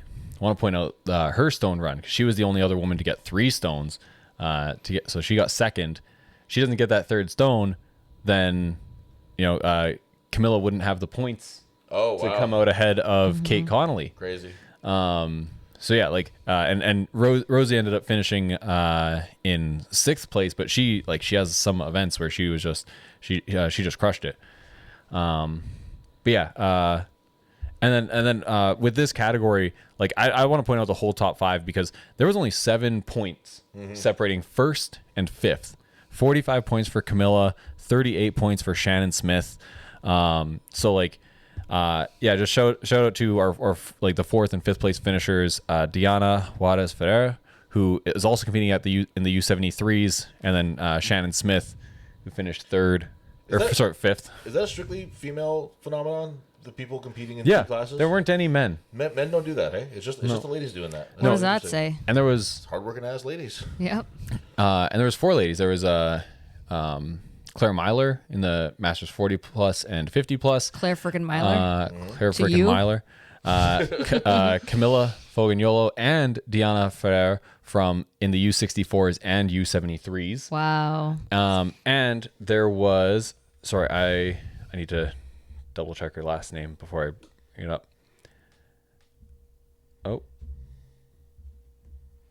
Jessica Cameron in the Masters 40 plus U73s. She got 5th there, and she was in the women's U64s. She didn't make the finals, but she still did 4 events in the U64s, 6 events in the Masters That's U73s. wild. Yeah, she finished 14th in the U64s. That's some long ass days. Yeah, it is. That's crazy. I mean, it probably makes them go by a little faster if you have more to do in the day, you know? Well, yeah, and then you sleep like crazy. Crash out, Yeah. Yeah, we should have more local competitors do multiple categories. That would be cool. If any, this goes out to any of our Manitoba competitors. I would have to assume that if you do more than one category in OSG, you probably have to pay for 2 registrations. Yep. Probably. 2 registrations. Not the case for Manitoba Strongman. If you want to do 2 classes, if perhaps Jocelyn Grimolfson wants to do Masters as well as doing our Women's Open, Jocelyn, no extra registration fee. You can do both with Mom Loli. I'd love to see that. Mom Loli. There's lots of people. Anna's definitely going to do U82 and Open. There you Fuck go. yeah. Like it. That's awesome. Voluntold. All right. So shout out to that category. I thought it was awesome. And I also want to highlight one of our Canadian competitors, Taylor Woods. Yeah. Yes. I don't think she quite had the placing that she would have liked. She wrote about it too afterwards on social media. It just, Okay, it didn't go the way she wanted it to go, and she's an exceptional athlete. She has very high expectations for herself. I think that she wanted to see a higher placing for herself, and we've said it a bunch of times already. This was an incredibly competitive class. It was not an easy class to get any kind of ground in, and it just didn't happen this year for her. Yeah, and I do want to. She had one of those events where just like an individual performance that just like it was exactly what like Taylor does, so she missed 2 reps on the one. I think she got her first, and then she missed 2 reps attempting the 190 log, and then smoked it on her third or I guess fourth total attempt to finish with two reps at 190. Buzzer beater, like the grind and mindset you have to have to miss it twice, and like I was like, Taylor, just save your energy, and then boom, hits it. I was like, okay, take the points, I guess. That's when she does her best work, though. Yeah, Taylor's one of those athletes that you can apply normal rules to. I would love to find if there's anybody else this whole weekend, any lifts who took more than 2 attempts and got their implement, and I bet you don't find it. I bet you because they can hear their coach yelling at them saying, "Let's just call it." That's a Taylor Woods. The Taylor special. Yeah, exactly. That's a great way to put it. I gotta say, as a quick tangent, because I don't think I've told this story on the podcast, but record breakers for nationals last year, it was a sandbag to shoulder, and Andrew and I watched Taylor do. I think like she only took you had 60 seconds. She only took 1 attempt on the sandbag. She had that like on her chest and was just shunting it up, like centimeter by centimeter. She only had time to do 1 attempt. She popped the sandbag up repeatedly for the full 60 seconds. She ended up running out of time. Like 60 seconds of just popping a sandbag. She did, and every time she like rotated slightly one direction. Every time she like jumped up, and she did a full circle. So the referee was just like walking in a slow circle around in front of her. Like she is a grinder athlete. Like that's we've seen her with her deadlifts at OSG in the past. We've seen it all kinds of crazy shit that she does. I think I've watched her do like sandbag to shoulder one time in competition, and I swear to God, she was in a 90-degree angle backwards, like trying to like fight this thing up. I think it was nationals or SWIC. It was SWIC, I think. Yeah, SWIC 2023. Yeah. It was crazy. Or the axle from Nationals 2022, where her knees touched the ground. Yeah. Yes. Knee on the ground, recovered, stood up, still tried to jerk it. Yeah. I would love to do a compilation of like the nastiest refs she's ever had. All right. So that's our 64. That's 64s. The women's under 73. Sarah Johnson. I thought you were doing Masters 40 plus. Oh, wait. Yeah, I thought you were doing a joke. Messing with you now. I thought you were joking. No. I was going to say the women's Masters 40 plus was the beginning of the issues that we saw with the circus dumbbell. Yes. Before we get into the actual standings of the whole thing, because this is another awesome one here, but Claire Myler getting a really important down command. It ended up being a big deal in terms of the overall points here. Because if we look, she's only what was her final points? I'm sorry. 54 to 53 and a half. 53 and a half. So she got one more rep. She got a rep given to her that was just in my mind was not locked out. It wasn't a good rep, and that ended up affecting the finish of the show like very significantly. You know what I mean? It was an extremely tight race, and that was the first example of some really fucking weird calls with these circus dumbbells, and not just from one referee, from both lanes. With the circus dumbbell, we were seeing just bizarre calls that we'll get more into in the women's open division, but I wrote down specifically that was the first example of it because there was a lot coming up. And on that note, like Tyler's pointing out that it was a significant call. It changed the points, it changed standings, but we're not going to say that like that's not Claire's fault. That's obviously the referee's fault. No. So obviously we still find like everything that Claire did incredible as always. With competing and winning. Who was she to turn down the gift that was given to her? No. Yeah, right? Competing and winning in both the Masters 50 and 40. Just because a referee's call played a factor in how the podium shook out does not take away anything that she did. Not at all. And I'll even give this too, that they showed a second perspective on her circus dumbbell, where if I'd only seen that one, I could have bought that it was locked out. So that being said, we all know Strongman, unless you're doing the Shaw Classic with fucking Ed Cohn hanging around, there's one referee that sees you from one angle. So it's what they see, right? So for this one specifically, other ones that happened at this competition, no.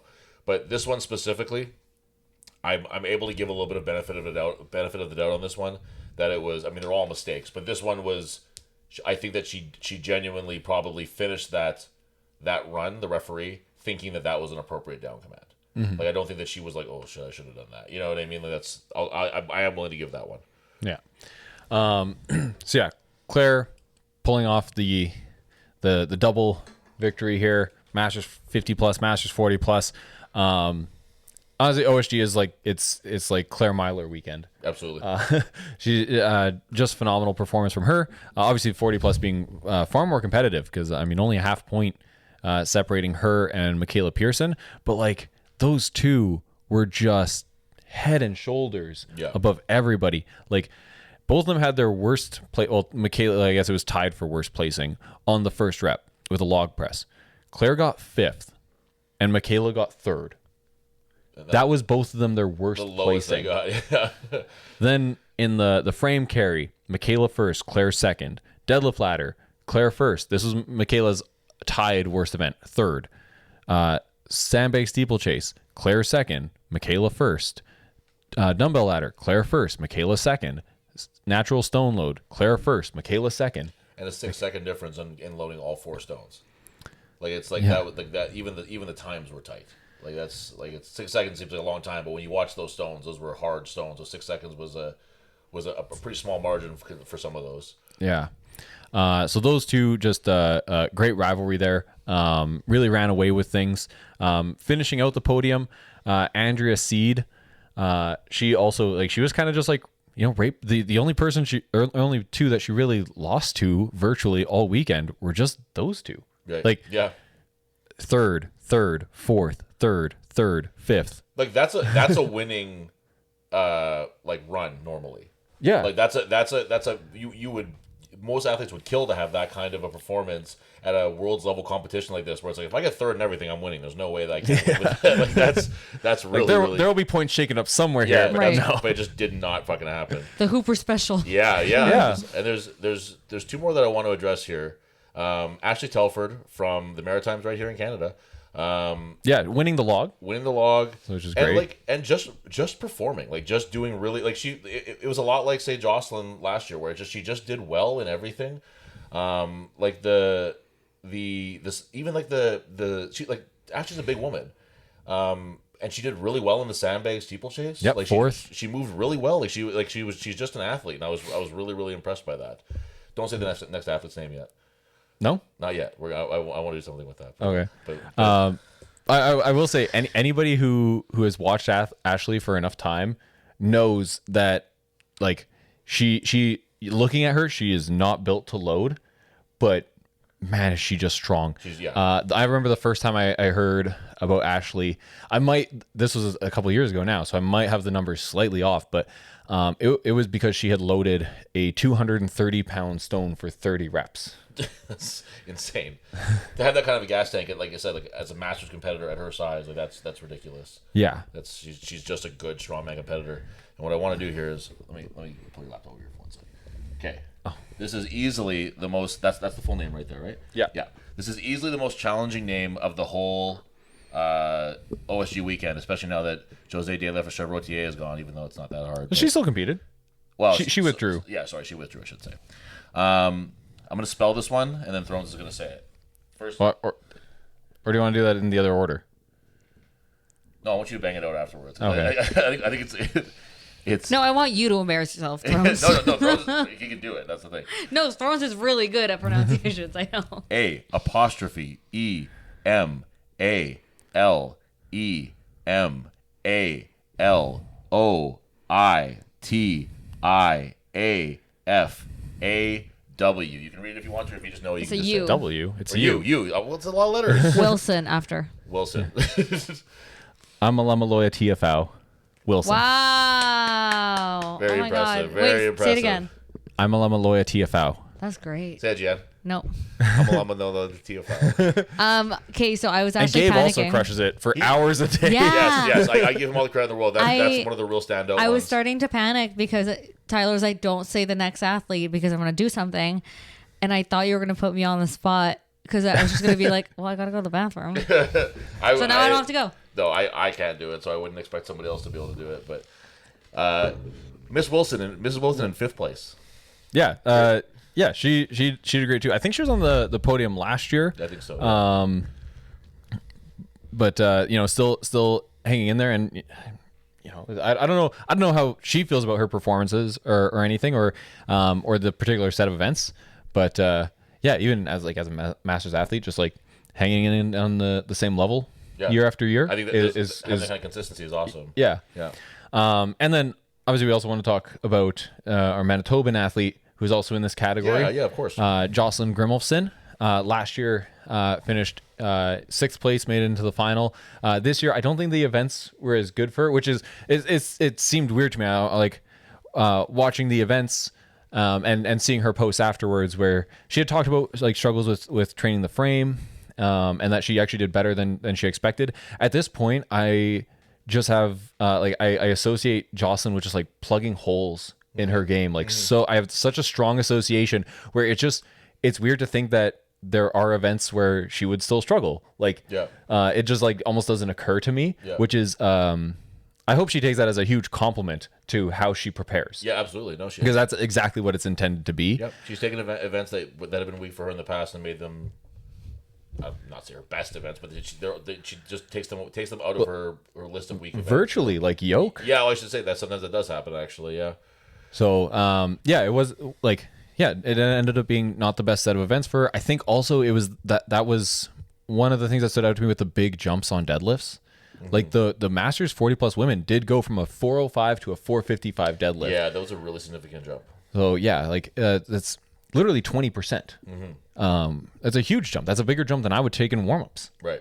And I mean, almost bigger as in like the absolute weight. Yeah. At the same like percentage, that is a bigger jump at the that was just contradictory.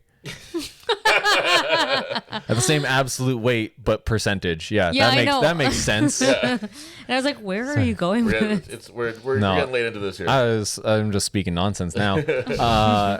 My brain was comparing it as both relative, but I was trying to explain it as absolute, and I just like got signals crossed. Hey, bro, I won't hold it against you. Anyway, it's a huge jump. Yeah, it is. Bottom line is that it's a pretty big jump on the deadlift. Yeah, I would have liked to see. That's where I would have liked to see a 435 and then maybe a 465. Yeah. I think that would have separated out. I'm gonna pull this back to the heats. I want to see how many women actually like made it very far in the deadlift ladder. Like, yeah, once you have the cutoff between like the finalists and the non-finalists, like more like you'd say about half finished a bar or less. Yeah, looks like it. Yeah. So like, you like see a bit more of an even split there. Yeah. It's like out of the total competition, a third to a half of the athletes one bar or less. Yeah, it felt like a lot of sort of like non-starters when you're watching the deadlift, at least for this women's category, because it just didn't. Like you said, getting one bar, that kind of sucks, especially when it happens over and over and over again. It started to feel like a little repetitive in that way. Yeah, half the field should get at least half the bars. Sure, that makes sense to me. I think that's a good way to judge that it's a correctly weighted event. But yeah, so Jocelyn ended up finishing 14th, which is still a fantastic placing. I think this Masters roster was much stronger than last year's Masters roster. So too. Yeah. And the events were much harder. Yeah. I would say like the weights, obviously the events depend on what your strengths are as an individual, but I think the weights were much more challenging for the Masters category this year. Yeah, I would agree with that. Okay, on to the U73s. For real this time. For real. Also, we have 20 minutes left on the memory card. Oh, shit. Okay. 20 minutes left in the memory card. We only got 3 categories. All right. Okay. So we should be good. We'll be good. And we don't have any more events or production stuff to talk Not about. that we know of. Not the something will pop up, I'm sure. Okay, so U73s winner this year, Sarah Johnson. One of the star performances of this weekend. Yeah, just a crushing. And like even like watching America's Strongest Woman, watching the Rainier Classic, I kind of came into it and I was like, yeah, Sarah Johnson's the favorite, like obviously. But I look back, she got 7th last year. Yeah, she's like had that a huge improvement year. is crazy. Like, and even to have gone through this year where you've just had such dominating performances that like that you're coming off of 7th place last year and you're coming in and everyone's just like, yeah, she's the favorite. Yeah, that is an interesting jump to make. That is pretty wild. That you've had to have had a very strong last few shows to put that thought into people's mind like that. Yeah. So what an off season. Yeah, no kidding. In second was Nicola Ann Bennett. She was really, I think, the only person really putting pressure on Sarah the whole time. Yeah. Camilla was there for a bit too. She had a couple great starts in her performance. She ended up finishing 3rd. I should mention that. But there was decent gaps. This was probably I think this was the biggest like kind of runaway category. And it's not huge. It's a 4-point gap from 1st to 2nd, and then a 3-point gap from 2nd to 3rd. Yeah. And that was the most dominant performance on the women's side. That's wild. Like except for Andrea, I guess. Yeah. So Sarah had 1st, 3rd, 4th, 3rd, and then a 5th. So bit of a struggle on the stones. But that's kind of the consistency that I'm sure in our Masters 40 plus. Yeah. Who is Seed. Yeah. Andrea Seed. Yeah. they have like the same competition. Right. But just different competitors. Yeah. Yeah, that's wild. Yeah, and then Nicola Ann Bennett was started off a bit more rough, 6th, but then 3rd, 1st, 6th, 1st. But yeah, and Camilla had started off much better in the U73s, and then she kind of performed the same way the rest of the way as she did in the U64s. But like I said, being the smaller athlete, she tends to do just as well in the moving events. Crazy run on the stones too for Bennett. That's really fast. Yeah. 4 stones in under 40 seconds. Yeah, that's one of the better times we've seen so far.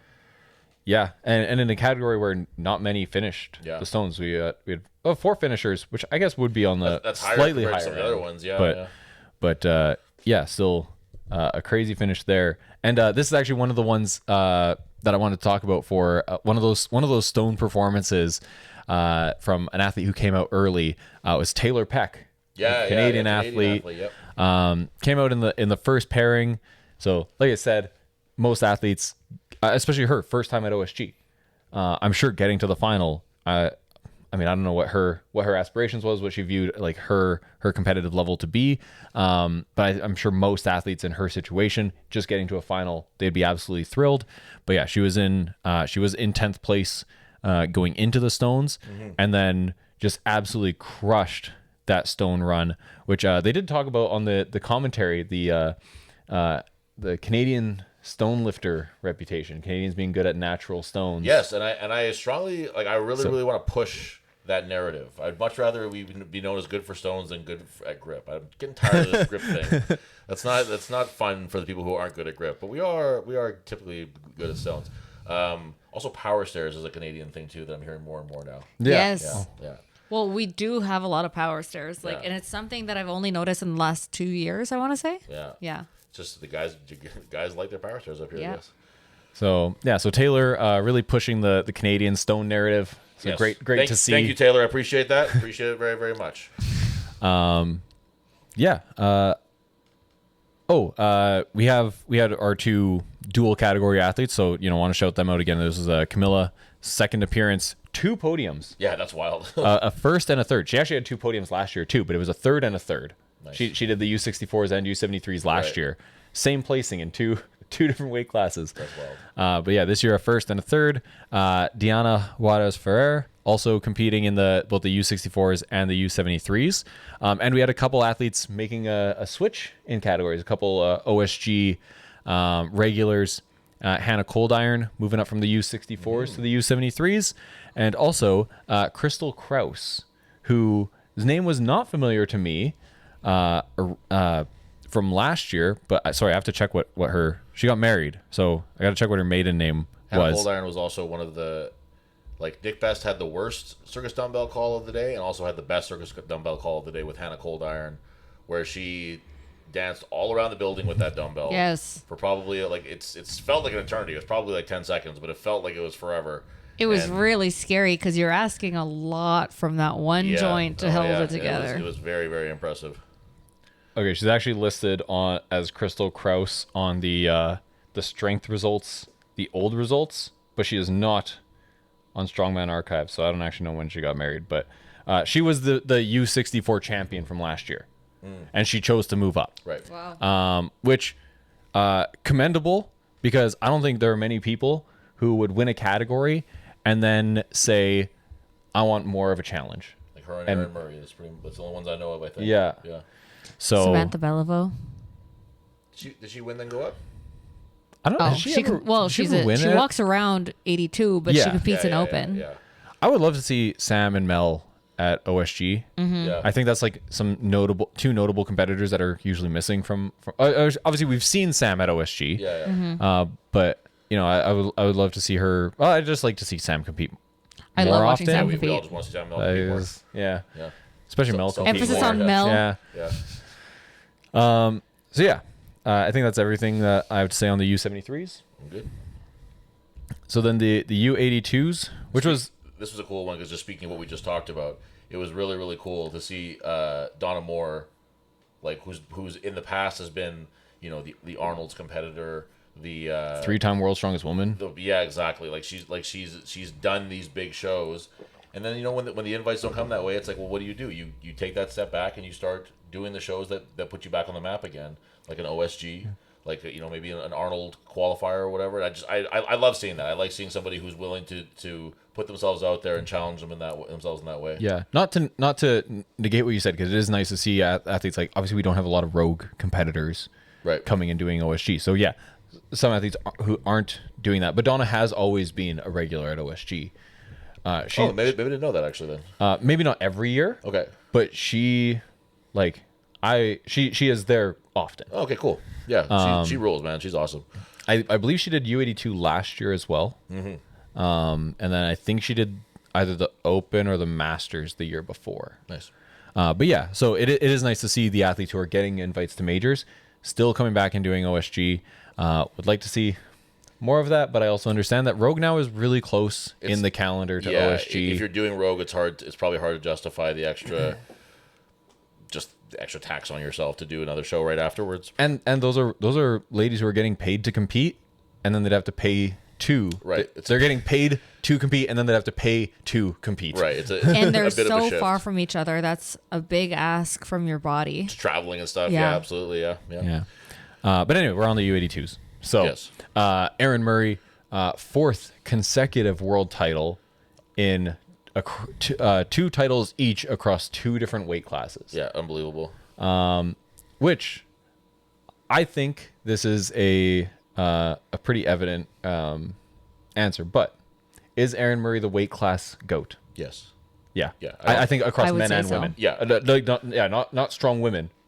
Yeah, weight class no, GOAT. no, I don't think there's arguing that, and I think that this doesn't necessarily put into that in terms of like the raw numbers, but I love that there's a period where we can see her competing against like the open women at the big shows too, and like she's not afraid to manipulate her weight to allow herself to do these kind of things, and I would say that she is the best. And she's got great cutting recipes. Does she? Yeah. Oh, there you go. Yeah. Then she's the goat So in if the you're kitchen dieting, too. Yeah, there follow you go. Aaron Murray. Also, I gotta say, Simon, who is doing like the Strongman Corp social media, he was helping out at OSG. He was all their stories and stuff. Yeah. Simon was the one doing those. Oh, no shit. And he put together a reel of he was giving competitors a whiff of ammonia, smelling salts, And the new one, that new one looks crazy. yeah, and then while they were like reeling from that, he was like, "What's your favorite event? Quick!" and it was pretty funny. It was pretty funny across the board. It was a great idea. But he gives it to Erin Murray, and she just takes a big huff of it, and then he goes to like start her with a question, and she is just completely just like calm and She's fine. collected. Well, that was like her thing for a little while, wasn't she? She opened up her brand new the gummy bear one, smelling salts, and that one's supposed to be like pretty extreme. And she goes, "Okay, guys, let's do a taste test." And she's just in her car. Yeah. She was doing that for a completely little while closed where she in. was just testing them. So Yeah. she's immune now. Yeah, Yeah, I think her nose hairs are burnt off. Yeah, but that was awesome run from her. Ashley Crawford, second place, and after a rough start for Ashley, Yeah. ninth on the log. I mean, Ashley, if you see her arms, she's just like super long arms. Ashley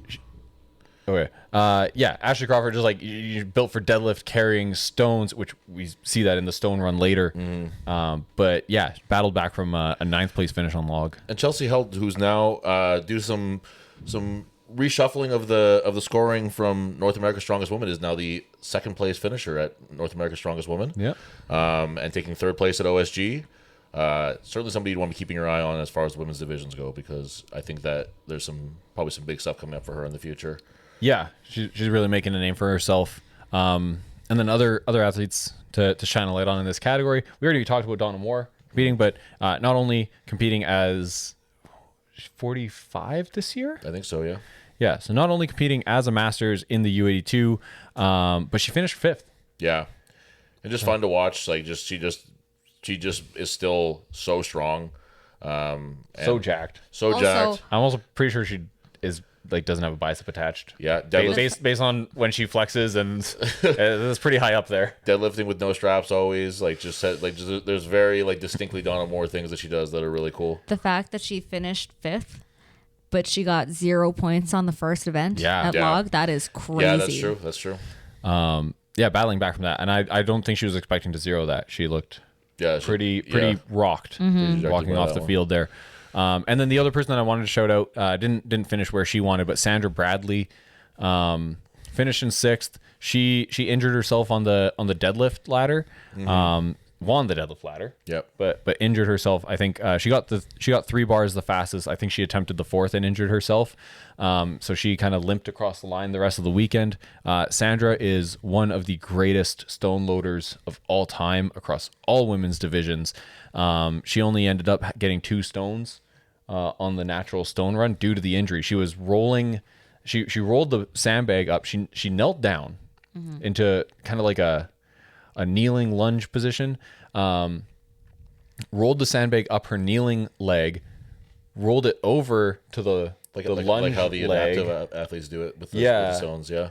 Then stood up, loaded the first sandbag, did the attempted the same thing with the first stone, couldn't quite get it, and then just like after struggling with that for a bit, just fuck it, and picked it normally and loaded it, and then I can't remember if she attempted the third or if she just kind of called it there, but obviously she would have liked to, like, stones are her thing, right? I'm sure she would have loved to load the stone that whole run. I think she would have been the only woman in the U82s to do it. Yeah. If she was healthy. And then she jumped on the commentary, and it sounded to me like she was retiring. She said talked about what Strongman had done for her life, and it sounded like a closing of a chapter kind of conversation. It did bother me that Gabe didn't ask her to be a bit more explicit, because it sounds like we're not going to be seeing Sandra Bradley anymore, which is disappointing. But she'll still be stone lifting though. She said that she's gonna focus more on stones. Yeah. Oh, cool. Okay, well, that's good. So we're not gonna not see her Not being the same cool with capacity, stones. maybe. Yeah. Yeah. Okay. And then we'll jump over to the open women, and hopefully we can get this done before the camera. We're running low on memory space for the camera here. As we knew They can this have a would be black screen. Yeah, we knew this would be a lot to talk about, but we want to get all We can this also information. continue with no video Yeah, that's if you what I'm want. saying. Yeah, well, but we everything that happened, we all know what happened. So now we have the podium. Yeah, of, we're talking official results. Yes. Official results: Andrea Thompson, world's strongest woman. Yep. And I mentioned that the U73 seemed to do the most dominant performance of the day, with the caveat of the open women, while watching it, didn't seem to be the case. Right. But now with the official results, Andrea Thompson winning by 6 points, and just the static strength. Obviously, Andrea struggles with loading, although she had a good sandbag run. Yeah. Finished in 6th. It also finished 6th on the stone. So the two loading events, she actually held it together decently well. But the static strength, just Her dumbbell was ridiculous. Watching the circus dumbbell was insane. dumbbell, like her log, didn't bother leg drive at all. No. Just don't eat it. It's only 250. Yeah. four reps. Yeah. First place there. Even like the frame too, though. Moving event. Yep. As long as she doesn't have to carry something out in front of her. That seems to be the problem. Yeah. It's front-loading She's stuff. a monster. I think her arms are short. Yeah. her She got wingspan short is- torso, yeah. short lims, and she has a previous bicep injury. So I think there's Right. probably a whole bunch of things that play into it. But She tore a bicep flipping a tire at I think it was like a mall or outside a mall. It was like some like Like a parking lot show or just for funsies? It was I don't know if it was like a giveaway or like just like an event to attract people for some sort of I don't Something know or other. giveaway sale, Right, whatever, right. something like that. And yeah, she went to go flip it. She did it once, and then I think which was all she needed, and then the crowd egged her on to do it again and popped a bicep. the lowly the Loli special. Yeah. It Lowly was effect. something like that. I could have the exact. It was like a couple years ago now, but that seemed to be the point where she was never the best at loading, Right. But that seemed to be the point where her loading really took a hit. Yeah. and it just hasn't seemed to come back. No, it was actually it was not that stone performance. You can be, to be good or bad at loading or whatever, but that was just not the performance of somebody who wins a competition of this level, and by how much she won it too. You know what I mean? That was just it was a really a low point for her competition, and it just didn't seem like it was going to be recoverable. But she just had such a lead already. It was, but it was that one stone. And when we say stone, that was the sandbag one. That was a little bit easier to load too. So, yeah, it was that was really an interesting one for her. That this didn't is certainly something she's got to work on it if she plans to continue. Well, I say work on. She's been doing this for a long time. She knows what she's doing. Yeah, but something that will have to improve for her to continue to be competitive at this next level that she's still doing in the Arnolds, the Rogue, that kind of stuff. yeah. Well, I mean, she is still competitive, but for a chance to win, I should say for a chance for her to climb up that leaderboard. she is statically the strongest woman to have ever lived, in my opinion. But like, you know, if you're always like at a level of a show like Arnold's Rogue, if you're always losing 8 points on a loading event, you're just never going to be in contention for that top spot on the podium. No, you won't be. But that doesn't take away from what she did this weekend. No. First place, second place, first place, sixth loading event, first place on the dumbbell, sixth on a loading event. Like, you take out anything that she has to carry something in front of her, and she was just untouchable. Yeah. And even then, sixth place in the final. You're mid-pack. Right. Yeah. That's a good point. That's too. not that bad. Like, not you're not Yeah. taking a huge dump. You're mid-pack at World's Strongest Woman. You're Right. not bad. Yeah. Like, you're doing pretty all right, Put it actually. into perspective. Yeah. But yeah, and then so Andrea had a phenomenal weekend. She was the only one to get all 4 bars in the deadlift. She was the only one to hit all 4 dumbbells. And the dumbbell run was one of the, like, that was like a master class. Probably the best run of like throughout the classes, I think, was her circus dumbbell run. Yeah. Not the speediest because she knew what she had to do. Right. Yeah. But like, yeah, just didn't put a foot wrong. No. Alira Joy Cowley finished in second, 37 points. And like, if you take out the pressing, this sounds also like a crazy competition. Like so you take out the pressing, and she had 5th, 2nd, 1st. Right. That's wild. But she finished 7th in both of the pressing events. Right. So that was not recoverable in that way. Yeah.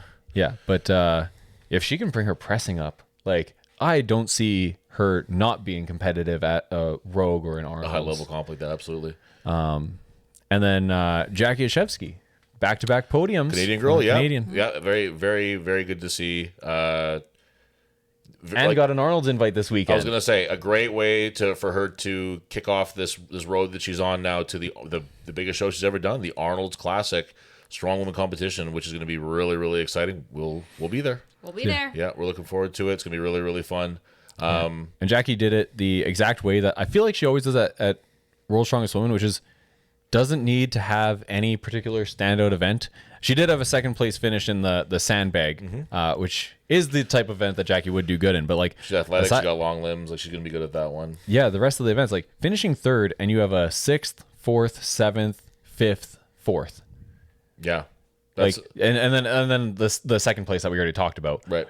You only have one finish that's actually better than the position that you ended up in overall, because you were consistent. She's consistent, absolutely, and she is consistent. That's one thing that you can't. I gotta talk about the her down command. Oh yeah, that's yes. right. The Of course, dumbbell. of course.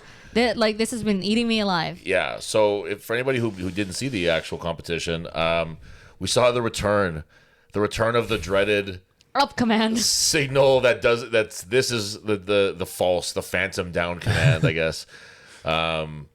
This certainly the most egregious call of the weekend. Maybe one of the most egregious. This is right there with Ed Cohn's deadlift call. Like, As just like The confusing. way that I reacted was exactly the same. Yeah. I think it's even worse because it doesn't have to be made in the moment. Right. Like he could have said, like, maybe his react. Well, actually, you explain what happened, and then I'll voice my opinion on it. Jackie had what appeared to be a good press on the dumbbell. Whether or not she did or didn't, it doesn't really matter, because she was given a sweeping down command with Nick Best's hand, meaning you've achieved a good lift, you can put it down now. She did that. She started moving on to the next one, and then from what we could hear was him saying, no, you didn't get it, you got to go again. And to her credit, she just went and did it again. She didn't think too much She even about fist it. bumped him after. Yeah, Which surprised me. Well, yeah, I saw a picture where she was like, I think that like she was even like hugging him or something. So amends were made, obviously, in some capacity, whatever. But fuck, would that make me mad? Because she was like I said, she was a real pro in that situation too, where she didn't let it get to her. She just went right back to doing what she had to do, and then still proceeded to have a pretty good run on the. They're good. All right, we're back. The camera, we're taking a little bit of a chance here. We ran out of our memory card. We're plugging into something else. So if the video's weird, if perhaps me and Thrones have switched sides, if it's not working properly, we apologize. But we're trying to get through this. We want to make sure that we give all the information for all these classes. Lots of stuff happened here. We're not trying to rush through anything too fast here. Clearly not trying to rush. We're not trying to rush. That's one thing that we're not trying to do. We are not panicking No, at all. but we where we were with, I think before with that was the call with Jackie with Nick Best. I like bad calls happen. That's not really a big deal. Like it's whatever. But I think that there was too many in this competition. And I will always preface this with like being a judge is like a really, really thankless job.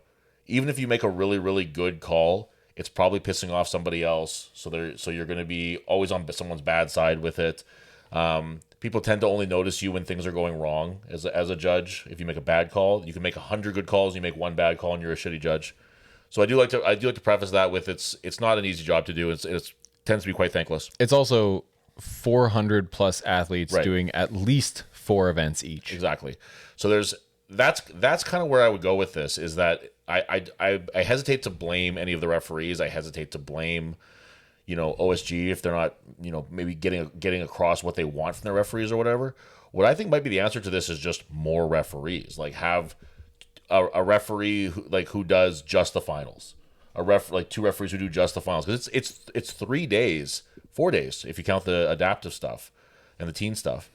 I don't know if Best and the female referee did those ones, but either way, I know Magnus did the adaptive. Yeah, I know Magnus was doing that one, but it's 3 to 4 days of like 8-hour days of just being on the competitive field. Never mind all the stuff before and afterwards, and it's just exhausting. You're going to experience burnout. You're going to experience mental fatigue. And I think that it might just be worth exploring other options. And like I said, I don't want to just blame the referees for bad calls. This was a particularly egregious call with Jackie. Yeah, I think there are some referee decisions that like they don't need to be made in a split second, and those ones are ones where I'm just I can understand when a call is accidentally given, but like. So this one where Nick Best, and I imagine what probably happened was he moved his arm, but he didn't say down. But I think that anytime you give an indication to an athlete. Absolutely. This is universally understood as good lift, put it down. Yeah. So I'm sure that's maybe what he had said. Maybe that's what was communicated to the athletes. But personally, I think if it was, then they would need to change how they should change that. I think that it should be any indication given to the athletes that is understood to be a down command is a down command. Hand going down, vocalizing or like telling them down, are universal, right? Yeah. So if either of those happen, it should be a good call. The thing is, like, you can give a down command in a split second. Telling an athlete to go back isn't a call in a split second. No. You can recognize, even if your reaction is, I didn't say down, you have to go back. You can recognize, okay, but I put my hand down. Right. Absolutely. And you should know, like, that was an indication. And even if your immediate reaction that follows your accidental down command is to tell the athlete to go back, you have to then, like, you don't have to just splurt that out and then stick with it. You can recognize, like, oh no, that was my bad, and let them continue. Go on. Yeah, absolutely. And then what falls in line with that, not so much on the women's side. Didn't really notice this happening on the women's side, but the frame carries being slid across the line. Not a call that is made in a split second. If an athlete slides a frame, you don't have, there's no down command to carrying the frame, right? I mean, sometimes I guess a judge can say it, but it's not necessary. There was a line, right? All right. So, sliding a frame across the line, everyone can see it, and all you have to do is, like, you just tell the athlete either pick the frame or have the established, like, a 2-second penalty or whatever it might be. I think if they just slide it with no intent to pick, if you drop it early and it slides across the line, 2-second penalty. I think that's fine. I think that's fair. But if you drop it early and it still doesn't cross, and then you slide it across the line, you have to pick the frame. Yeah, absolutely. Otherwise, you get a distance. If you were to carry that halfway down the field, and then slide it another foot, they would measure you from a foot back. Right. That's how they would take their measurement. Yeah. I think if you cross the line with a slide, you should be measured from where you slid it from. Yes. That's consistency. Yeah. And so, yeah, it was the men's side, but I mean, it's the events. But yeah, it was Finley Mercer, it was Dimitar, it was Austin Andrade at the Arnold. Right. Three blatant instances within a year, 2 in one weekend, of all calls that I don't understand how it doesn't get made. Yeah. And I feel like with the circus dumbbell, kind of a different side of this idea of like not feeling like you have to be rushed or whatever. Like there was a few calls where it's like, if it felt like maybe the referee was like intimidated by who was in front of them. Maybe not in the case of Nick and Jackie, but like Big Z got a pretty rough call. I would say maybe Dimitar has like a lockout issue. Kind of look like maybe what He his has was. to lean way over. Yeah. So his looked kind of strange, whatever. But there was just calls that I was seeing, even like Claire Myler's, where it felt like they were kind of like, okay, that's the absolute bare minimum split second that I have to see of having some sort of a control. Where it's like a certain amount of time holding the implement is required to demonstrate that you have control. And so if somebody has it like truly under control, you don't have to rush to make the call. They can hold it there for a moment. They have it under control. They have complete control of the implement. And I felt like that was some of the missing stuff with the circus dumbbell is that people were rushing to give down commands, and maybe that's the same thing too with like say Dimitar with the frame, was that there was like an intimidation factor of this being a legend of the sport or whatever, and not wanting to question it, not wanting to whatever. We saw the same thing with Ivar's at Magnus, where he missed a sandbag and then kept going and then went back and got the sandbag that he missed first, but therefore did them out of order. Where the referee was maybe just like intimidated by it being Ivar Smockstellas. I don't want to tell him to stop what he's doing. This is a big name in the sport or whatever. And I think that that could have been some of the case that we saw with some of these calls, but then there's some that are just panic, I guess. Like I said, where there's just no need to feel like you can't go back on the words that came out of your mouth. Where if you say, do it again. Sorry, no, wait, that's insane. Go. Like, like I told you down, so we're done. Like, It's just such a fast-paced show. Yeah. And your I think mind that is has going lot a to do mile a with it, minute. too. I think the idea of keeping things moving is really important. Imagine too. how exhausted Yeah. every person was Yeah. during that show. I think that when you're on the behind the scenes part of OSG, it's drilled into your head constantly that this has to keep rolling. This has to keep moving, and it does. It's an amazing show in that way. I like seeing athletes who aren't ready just having to deal with it and go. Like I like seeing that the show is moving at a pace that you have to keep up with, otherwise you're going to be left behind. But I think that probably affects some of the referees' calls too, where it's like, well, this thing has to keep going. We can't stop every time that there's a slide and go back to the video or whatever, which I don't agree with, but that just might be the feeling of in their heads. Yeah, I think they'd get that feeling, but like it's still 60 seconds, and a lot of the times, like at least so with Finlay, it was and his slide, like he was the first one across the line. Right. Everyone else was still running. Right. Like So you have the time to do but something. I get where you feel like there's the pressure to go fast, And so, I mean, so you don't stop him. But like objectively, you take a second, you look, and like you do have the time. You got to slow yourself down. Absolutely. And this and ultimately this is a world level show. You have to take the time to do these things. Even when we're talking about say like the teen division getting kind of lax calls on the log, and you might say, oh, you know, And the sandbag. And the sandbag, yes. Forgot to mention that. Yeah, you might say, oh, throwing it and letting it roll over the line. Yeah, you might say, oh, it's the teens, you know, it's whatever. But like, no, this is teens worlds. You know, if The teens are going to end up being adults, and then they're going to be held to a standard. Well, but even now though, it's like if we watch the World Juniors, those are teenagers. And we don't be like, wow, you know, we let them play a little. Let them have a trip. Yeah, we'll call the next one. Yeah, exactly. let them play a little bit longer. They stay out there for a couple extra minutes at the end of the game or whatever. Like this is just not. It's a world level competition. It has to be treated as such. Yeah. So anyway, so that was Jackie's competition. Yeah. But before we sign off on the open thing here, Jackie did an amazing job this competition. Yeah. Killed it. We're really looking forward to seeing her at the Arnold's and having this first real. She was at the Rogue as an alternate, but having this first opportunity to really step up and compete with the big dogs of her sport. Another Western Canadian. Yes. And the other open ladies that I wanted to shout out, honestly, like there's so many here. Like I thought this whole roster, all like I said, it's disappointing that we don't have more of the Rogue roster here at World's Strongest Woman, but it's like it's still a very high level of competition, and these are all women that like we could see on a Rogue stage not too far into the future. For sure. Like Alira Joy Cowley. I mean, Katie Blunden got an invite to the Arnold's as well. She's going to the Arnold's, yeah. So I like and she finished in a tie for 5th whereas like Alira finished in second. So it's extremely reasonable to believe that Alira is going to get some sort of invite next year as well. I'd love to see her at Rogue. We're always hearing about these Australia athletes that are, being kept kind of secret from North America and Europe, and we really saw it this OSG. Yeah, and I think given Rogue being a bit more movement or a bit more of a moving event focus, not quite as bad as Worlds, but like kind of the in between, like World Strongest Man, I guess, kind of the in between Arnold's and Worlds. I think Alira could be a real force at Rogue, given the types of events she did well on here. So shout out Katie Blunden, also getting an Arnold's invite. Nadia Stowers jumping up from the U82s last year. Fun to see. I always love watching her compete. She's a light U82 as well. Yeah. She weighs in like the high 170s just walking around, and she's like 5'2". She's competing with the open women.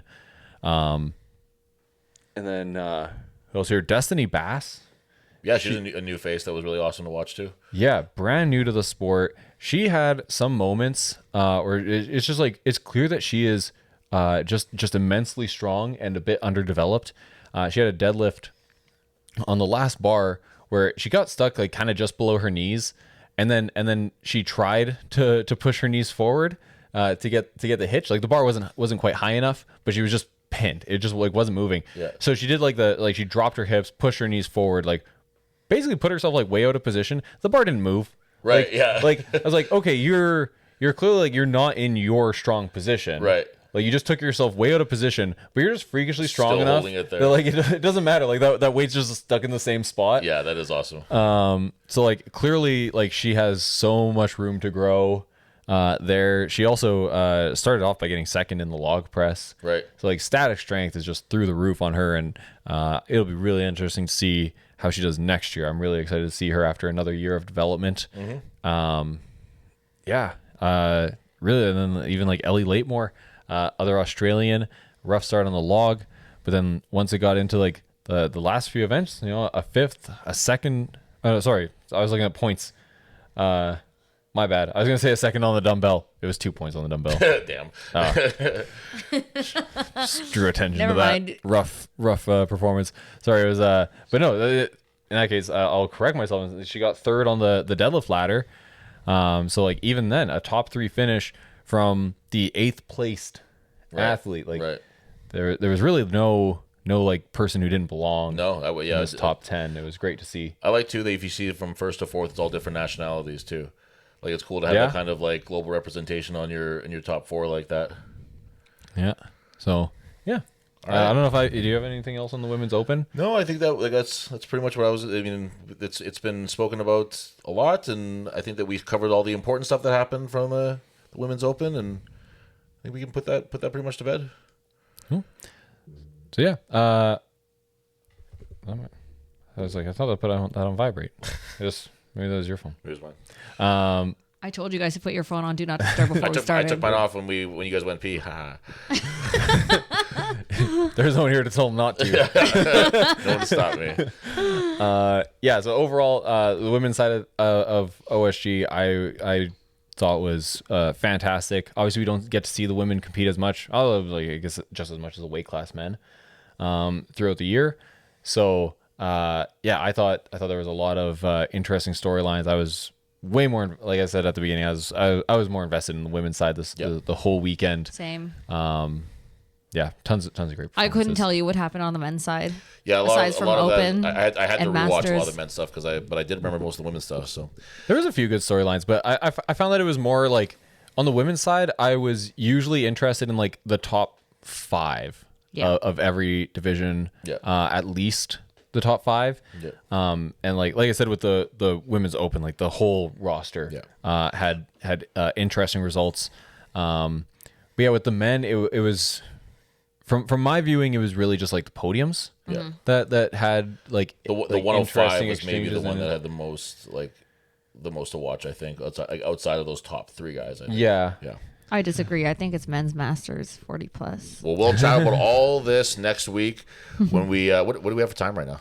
It's 2 hours, 7 minutes. God damn. All right.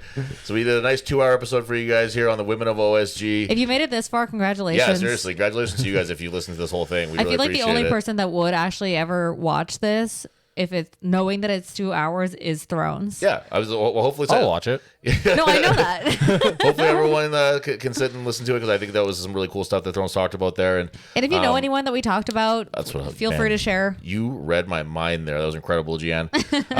Get signed up for Iron Claw 2 being hosted by, or excuse me, being refereed by World's Strongest Man competitor, Strongest Man on Earth competitor, Rogue Invitational competitor, Giants Live competitor, and Canada's Strongest Man. And the sweetest guy I know. Sweet Tea, Tristan Hoth. We'll be here. Get signed up at ironagestrength.ca or at our Strong Manitoba Instagram link tree. Thrones, thank you very much for joining me. I really appreciate it. Yeah, Taking my time out of your busy day. I'm And- excited to talk about the men's too. Yeah, me too. We're gonna we got some cool stuff to Not talk about tonight. next week. Not tonight though. Next week, join It's us. 10 p.m. And we'll see you guys next time. Thanks, guys.